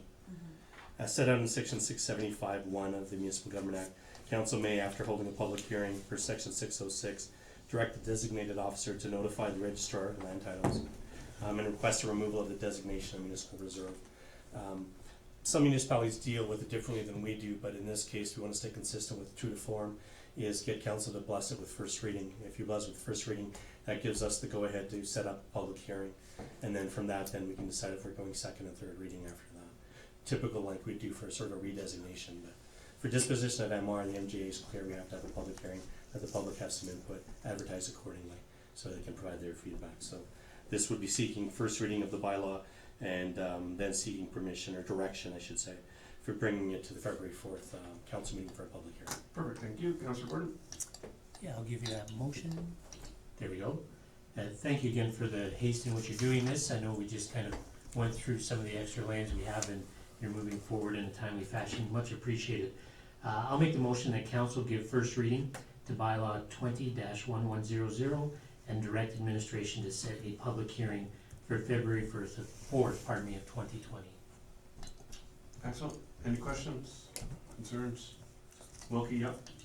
Just a question, so we're stripping the MR designation first, are there a series of subsequent steps, like is this an extended process, or this is kind of, this clears the path for you to be able to do what you need to do? So through the mayor, as you recall, we had a number of parcels that we were given permission or direction to dispose of. Each one had its own unique nuances. This one is no different. It's a parcel of land that probably highest and best use is two separate parcels of land. The delineation is pretty clear. I think one parcel would end up going residential, the other might be a bit of a holding parcel until in the future. But before I can do subdivision, before we can sell either of the pieces or the whole piece, we have to remove the MR designation because we can't do it any other way. There will be a redesignation involved in this as well, but I'd like to get the MR removed so that's cleaned up, and then we'll bring forward the redesignation because it's zone PS, and part of this needs to be zoned residential. So with that, just quick follow-up, does that PS require an additional hearing? I guess what I'm getting at is, can we combine any steps here, or does this have to be done separately first? So through the mayor, no, the redesignation component is a separate component altogether. Requires its own separate public hearing. One could go hand in hand, but we're trying to move through some of these as quickly as we can to get them on market, and for various reasons. So the idea would be is we'll come back with this on a public hearing. I think I might try to do a subdivision first, and then we'll come back, because we can split it into two zones, and to keep it two PS zones, and come back and redesignate the one for residential, and it might be a little bit more logical way to move forward. Okay. I was just hoping we could skip the hearing if we could. Yeah, there you go. Okay, all in favor? There you go, perfect. All right, and I believe you are out of the hot seat, Mr. Malinka, Thank you. unless you're gonna sit for IEDC strategic recommendations. I'll sit in the back. Yeah. All right, Mr. Chair, you wanna take us from here, 15.1 old business? So while Ms. LeBlanc is coming up to get ready to present, you'll recall that council directed administration to review the ECDEV strategy document that had been presented before Christmas, to come back with some of the areas or quote unquote low hanging fruit that Turner Valley could go on their own to implement sooner rather than later. Keeping in mind that we have the IEDC and we have a partner that we work with on most initiatives, but the fact that some of these are municipality specific might allow us to get a bit of an early head start. So Ms. LeBlanc is going to run through what we believe we can get done in the months to come.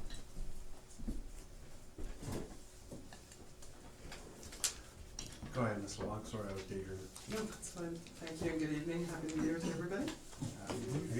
The Mayor, I'm assuming that you have read the report, and I'll go into a little bit more detail. So as a follow-up to Council's request, you will recall that you had adopted or accepted the November 4th presentation in which the IEDC recommended the inter-municipal economic development strategy be accepted and then implemented over time. The stages have not been worked out as such, but I believe it was Councillor Holliday that had asked, was there anything that could be done immediately in the short term? So that's what this is about. I'll just remind everybody about the key objectives that were set forth in that strategy. And there were 5 of them, and it was to build the economic development capacity in the 2 communities, foster a friendly environment for new development and existing businesses, support business retention and the expansion of entrepreneurship, target the downtown and community development, and as well as make Black Diamond and Turner Valley a destination. So that was a focus on our tourism. From there, we took a look at it was identified as short-term, medium-term, and then long-term, or I should say immediate. So, and then short-term and long-term goals. The immediate were the ones that we were focusing on that stretched out to 18 months, and we're happy to say that many of those were already in play at the time that this was occurring, and I guess formally stated through MDB consultants, which were helping us with that strategy. So as we take a look at the objectives and then break it down, what I've done is charted this out, and I will ask permission from the mayor to invite Gary Malenka to add to this, not necessarily come up at this particular moment, but there are more details that I know that he can add to this that will provide some additional information to let you know that we've moved forward on some of these projects. So in terms of the building the economic development capacity, in here we were talking about hiring. One of the first recommendations out of the report was to hire a dedicated contractor or employee responsible for economic development services. As you know, you've just approved the budget, which assigned $50,000 towards the IEDC initiatives, and in that there's also a CARES grant that will hopefully match that 50-50, which will allow us to proceed with implementation through a contract or an employee that will be devoted specifically to this particular project. So that work has already started. We've developed some sample job descriptions, taking a look at the scope of work with the IEDC, and at some point, probably within the first quarter, but by the second, we'll be likely ready to go ahead with looking for that position to be filled. The next one was to provide staff support and engage groups involved with economic development and community development. So there's a number of ways that these are approached.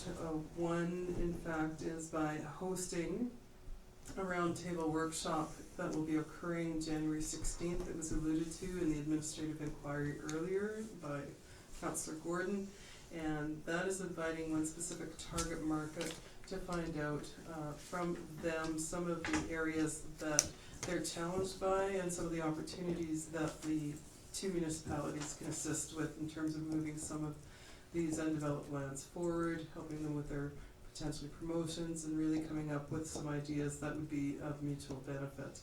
In addition, we're also working with the Foothills Tourism Association on that side of it, and have regular contact, and they're assisting us in promoting the communities and also moving some of the initiatives forward that are specific to that industry.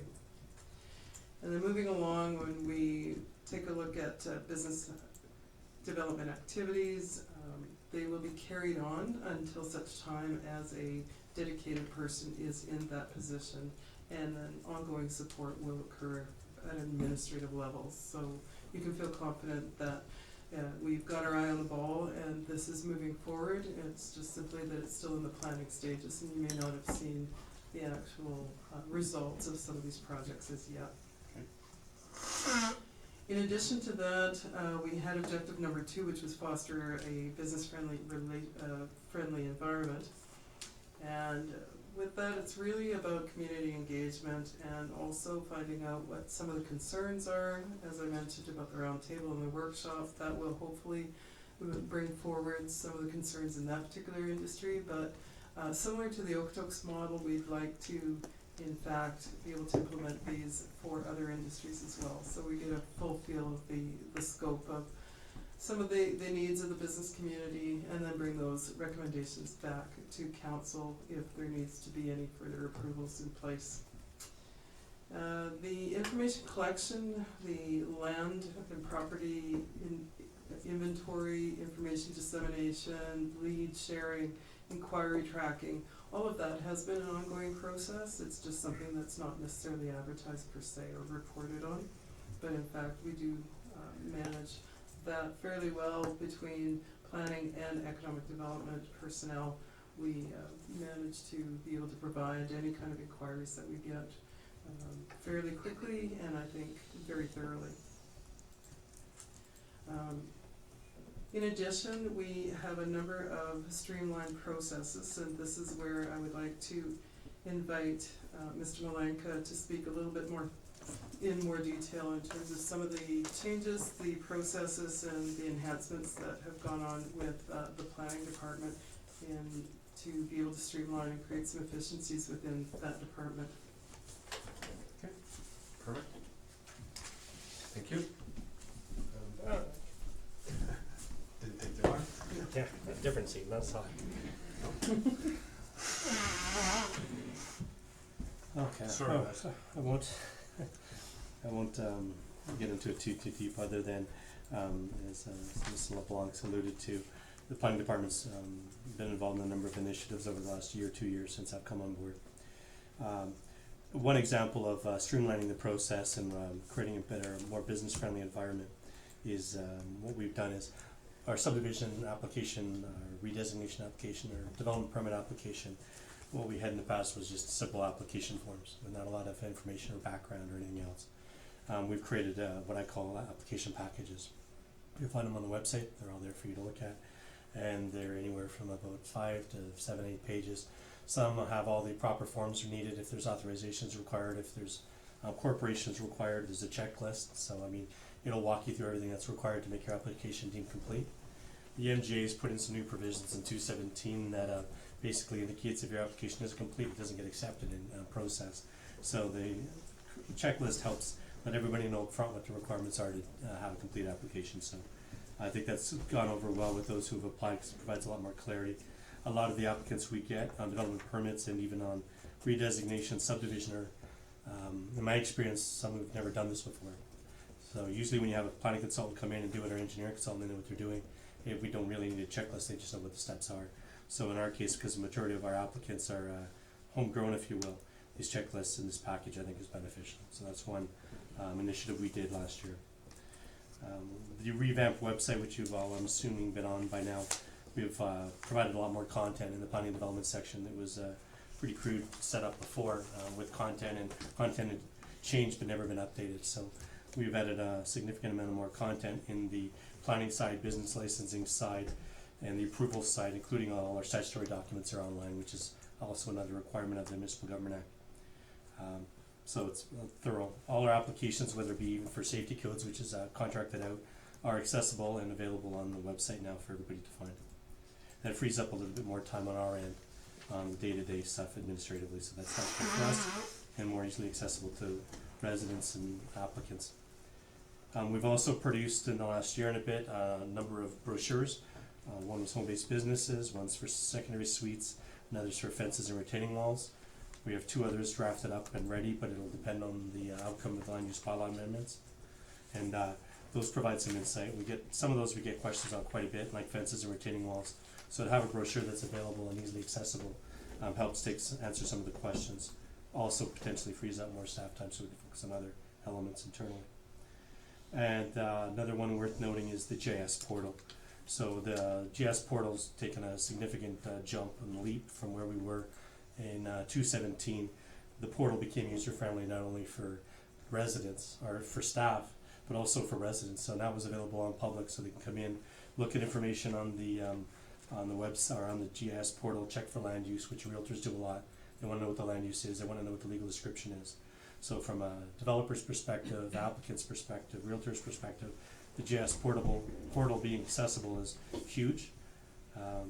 So we've caught up, I would say, compared to where a lot of municipalities were 10, 15 years ago. We're also going through another change in a month or two with their JS portal to make it even more flexible. They're doing a bit of a switch over, so I'm excited to see how that works. And it also has a bit of a spin-off that it will help us in our asset capital management component, so we're waiting to see how that looks. From an economic development perspective, there's also another, I'd say, option in this new GIS portal coming out that we may want to look at or investigate with regards to highlighting businesses, activities, special areas in town, and make it a really cool interactive mapping program. So that's something we'd probably be exploring here once the new program's up and running. So from planning's perspective, those are just some of the initiatives that we've been working on that we believe will help and has helped streamline the process and enhance our business inquiry experience. Thank you. Thank you, Mr. Malika. Back to you. Thank you. Appreciate that.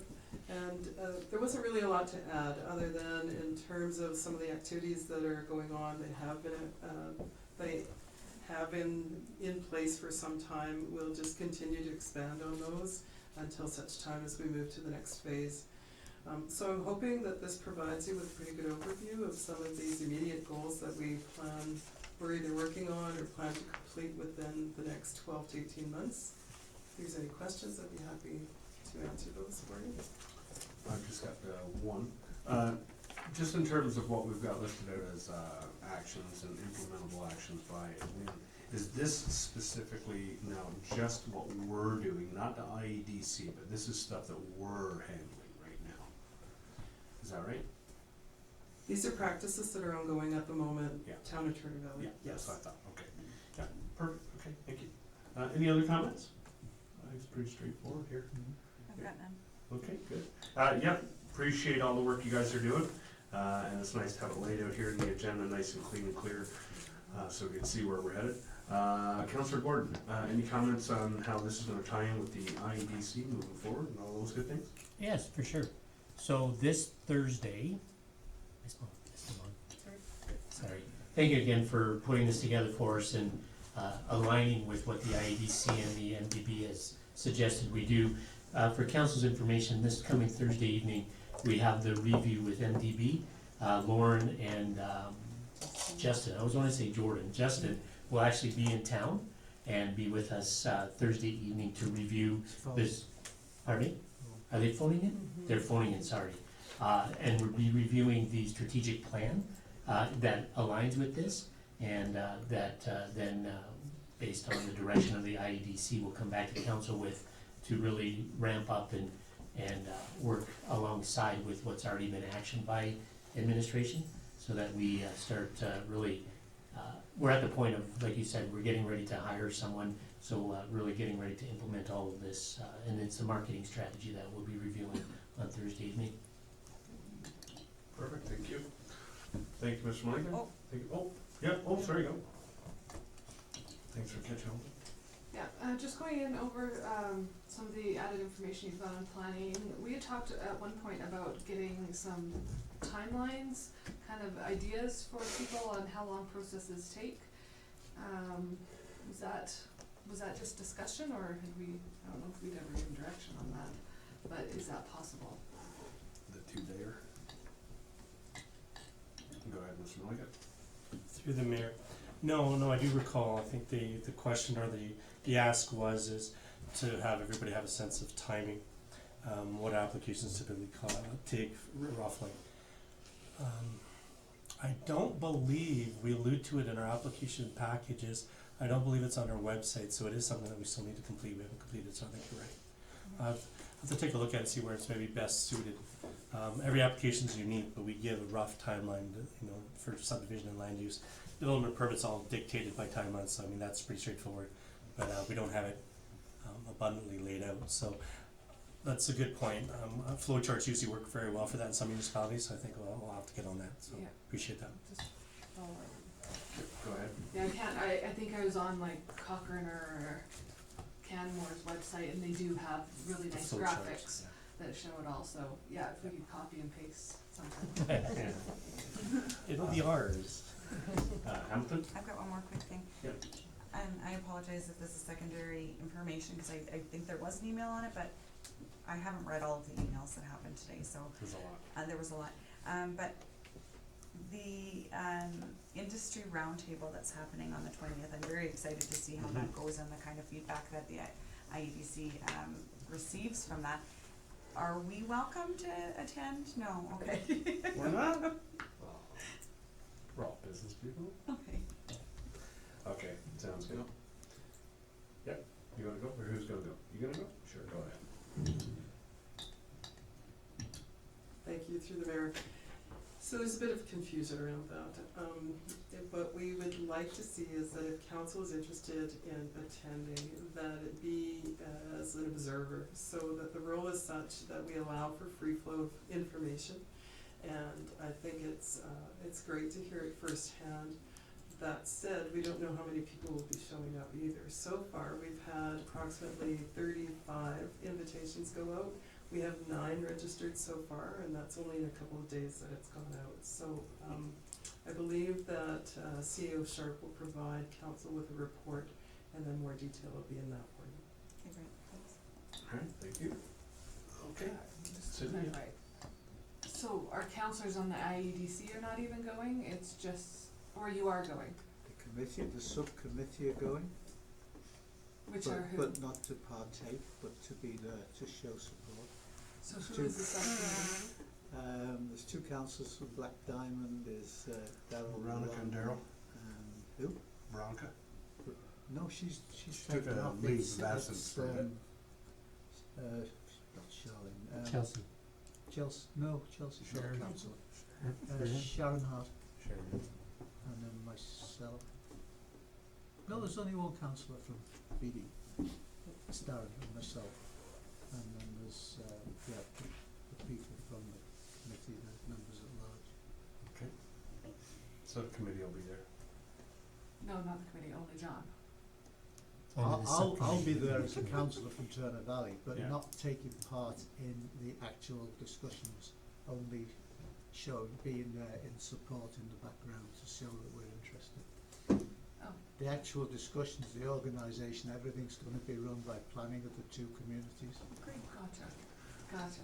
Very good. Thank you. And the members at large who are on the committee, they will also be there in the same manner, in that they'll be there but not involved in the actual discussions with them. Does that make sense? Clear as glass. That's the way to do it. There you go. Okay, perfect. Mayor Crane? Yes, Todd. So I see the gnashing of teeth and the writhing of hands. So a little more explanation. There's more to that decision. So anytime we have those sorts of engagements, it's important that councillors understand the influence that they bring to the room, right? And oftentimes, depending on the size of the group, the feedback or the input or the role that councillors play in those types of events can skew the participation. So and please, at any point, anyone who is involved in the conversation, jump in. But the rationale behind staff's recommendation on limiting council participation was to ensure that the conversation, that council presence didn't detract from the full experience and prevent stakeholders from participating. So council has opportunities to contribute and provide feedback at their whim, really, on any of the matters around ECDEV or planning or other things. What we're hopeful is that councillors who choose to attend can be there to observe. They can be there to encourage. They can be there to maybe ask the odd probing question, but we didn't want it to become too overbearing, especially if we have 5 staff and 7 councillors from both municipalities and only 8 or 9 stakeholders attending. So that's the rationale behind it. It wasn't meant to exclude council, it was just meant to ensure that, I guess for lack of a better phrase, the mood in the room stays right. So, no, that makes sense. I've been there where council presence has definitely made people change their dynamic. Wilkie? So you're saying we just don't shut up enough politically? It's fair enough, and I totally get it. I know that, you know, standing behind a one-way mirror and observing is probably not a great option either, but I think if there is an alternative for us to just be present, you know, part of the issue that I always run into with these is a report or somebody's interpretation of what is said or heard in a room could be different from what I see if I'm there to observe it, and very happy to sit back and not participate. Well, you might have to force me to not, but I get the goal of that. But any opportunity that there is, obviously, if it's a full room and you don't have room for, I want more business people there than us at the end of the day. But if we can participate, I'd really like that. I took it on my agenda. Councillor Holiday. Yeah, for me, I just think having the mayor there to show that to the people that make the effort to come, that we are listening and that we as council care. I don't personally have to attend, but I would feel better if the mayor was able to attend and just Rather than the observe. committee members. Oh, no, you too, the committee member, a committee member makes sense, I get that, but to show the importance of this meeting, I think having the mayor represent council there would be a good idea. I don't wanna have all 7 of us show up and BD send nobody or one person. I don't wanna skew it or mess with things, but I think the mayor being there is important in my opinion. It's on the 20th, correct? 16th. There Right. you go. I said the Good 20th. thing I asked. 8 o'clock. Yeah, cause you said. 7:30. I thought it was the 20th. Yeah. In the she morning, said- correct? She Okay, said you can go on the 2020. 7:30 AM was that? 7:30 AM. What's the date again? Yeah. 7:30 AM at the golf course. 7:30 AM. At the golf course. January On 16th. 16th. 60. It's in the morning. 100%. 7:30 AM. Okay, well, there you go. You got your keeners. Whoever shows up at 7:30 AM at the golf course in the winter is a keener. I should be walking. Yes. Please do use our road, would you? You won't be able to use the I road, didn't that's catch what you're that, gonna I do. promise. Okay, we're gonna move on because my face is dripping. Motion to Thank accept you. for information. Thank you, Councillor Waring. Motion to accept for information. Thank you for the information, by the way. It is very good. All in favor? Who made the motion? Thank you. Mr. Waring. In between the votes. I'm coming over steel tissue. Last one. Sounds good. Thank you. I hope it's not catchy, because I got 50, first 70 Just came on in a half hour. Hey, next we have, under old business, new business, sorry, 16.1, property assessor appointment of designated person. Mr. Sharp. Sure, through the mayor, I don't have much for council on this one, this is just a formality and Good. a retroactive housekeeping activity. Perfect, love it. As you know, Doug is our assessor, and the BMJ, one of the recommendations of a recent audit that we had, one of the few recommendations, was that we formally appointed him as, or name him as our assessor. So this RFD is simply asking for council's blessing to do that. And for a term of, Well, he's, It's in the, it's in the. it's in the- Okay, well, I'll make the motion. Councillor Rad's gonna make it, he beat you to it. Wilkie wanted it, but Rad got it. Question. Okay, You can ask it after motions. that council approve the appointment of designated person Douglas Jensen, AMAA, as consultant providing assessment services for a period of 5 years, January 2017 to December of 2021. 2020. Which brings us to the end of our term, so that's good. That's right. Okay, good. Any comment on that, Councillor Rad? Because Councillor Holiday is I like really, really busy over there. She I'm wants- supporting it. Okay, I'm good. going I for like it. it, I like it. Councillor you. Holiday. I totally support it, I just had the question because we weren't around back then. Is this something that goes out for bid, like that there's multiple municipal assessors out there and they all give us a bid, or how do these guys get picked? Just, It doesn't go out for bid, there's very few municipal assessors. Doug Jensen does many communities from Lethbridge area all the way up to the Calgary area for many of the small towns. So, it's one of those sole source type things. And with Doug Jensen knowing what the market's been like in both Black Diamond and Turner Valley, so he works for the smaller municipalities. the larger municipalities usually hire from within. They have hired employees to do their assessments. Just Eric saying it. Excellent. Hockey game. Yeah. I'm Canada won, taking in it. case you're wondering. Okay, Wilkie, Nope. I good, don't know. okay, excellent. All in favor? Aye. Good stuff. Information, people, Alberta MA Fire I'll give Services. you that motion accepted as information. Accept as information by Councillor Gordon. 17.1. Any little comment on that, Councillor Gordon? I would. And our fire chief would be aware This of came that. through our fire chief. Yeah. Yeah. Yeah. 500,000 grant funding for fire training, Yep. so I'm sure they'll look into it, and that's fantastic. All in favor, accept that for information, good. We got a nice thank you card from the oil fields drillers.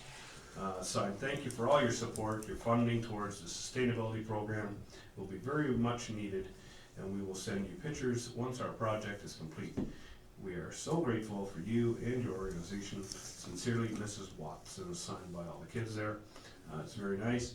And then we have the Sheep River Library minutes from November 7th, and that is straightforward. So I will give you a motion to accept that for information. There's 2 sets of minutes, Yeah. isn't there? There is, so that one's for me. So that's the thank you card and the Sheep River Library Board minutes. So 17.2, 18.1. You got two Except sets for of minutes. 2 sets of I minutes, just eh? put both of those pieces under general, Perfect. the drillers and Oh, sorry, yes, that one's under general, righto. Then disregard that, so 18.1 Sheep River Library minutes as on the primary. I'll give you a motion to accept that for information. Any questions? All in favor? Excellent. FCSS, Councillor Hamilton, You attended that meeting. I did. And I will give you a motion for that one as well. 18.2, except for minutes. All in favor? Excellent. Intermunicipal Economic Development Committee, Waring, I'll give you that. Waring gave me the wink. Any questions? could you just slow down just a tad? I am newfie at my best when it comes to correspondence. It is a beautiful thing. Yeah, it was me, and it was me. Crane, Waring is on 18.3. Thank you. All in favor? 18.3 is passed. 18.4, MPC, Councillor Wilkie with the nod. I can't speak to that one. That was the one that I couldn't be at. Does anybody have 4 hours to spare? But, Please, no. yeah. The minutes are very detailed. They are. I think they summarize good. it perfectly. 18.4, motion by Wilkie. All in favor? Hey. And adjourned. Thank you everyone for coming tonight, and have a good, safe 2020.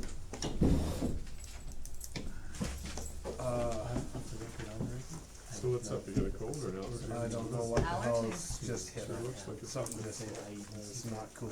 So there, Yo, boil up oregano under your tongue, it's awful, it's horrible, it's nasty, but oregano. try that. I've heard that's for colds too, hey? Yeah, and then Oregano. try what I've been drinking for the last week, Yeah. it seems to be working, is hot water, bit of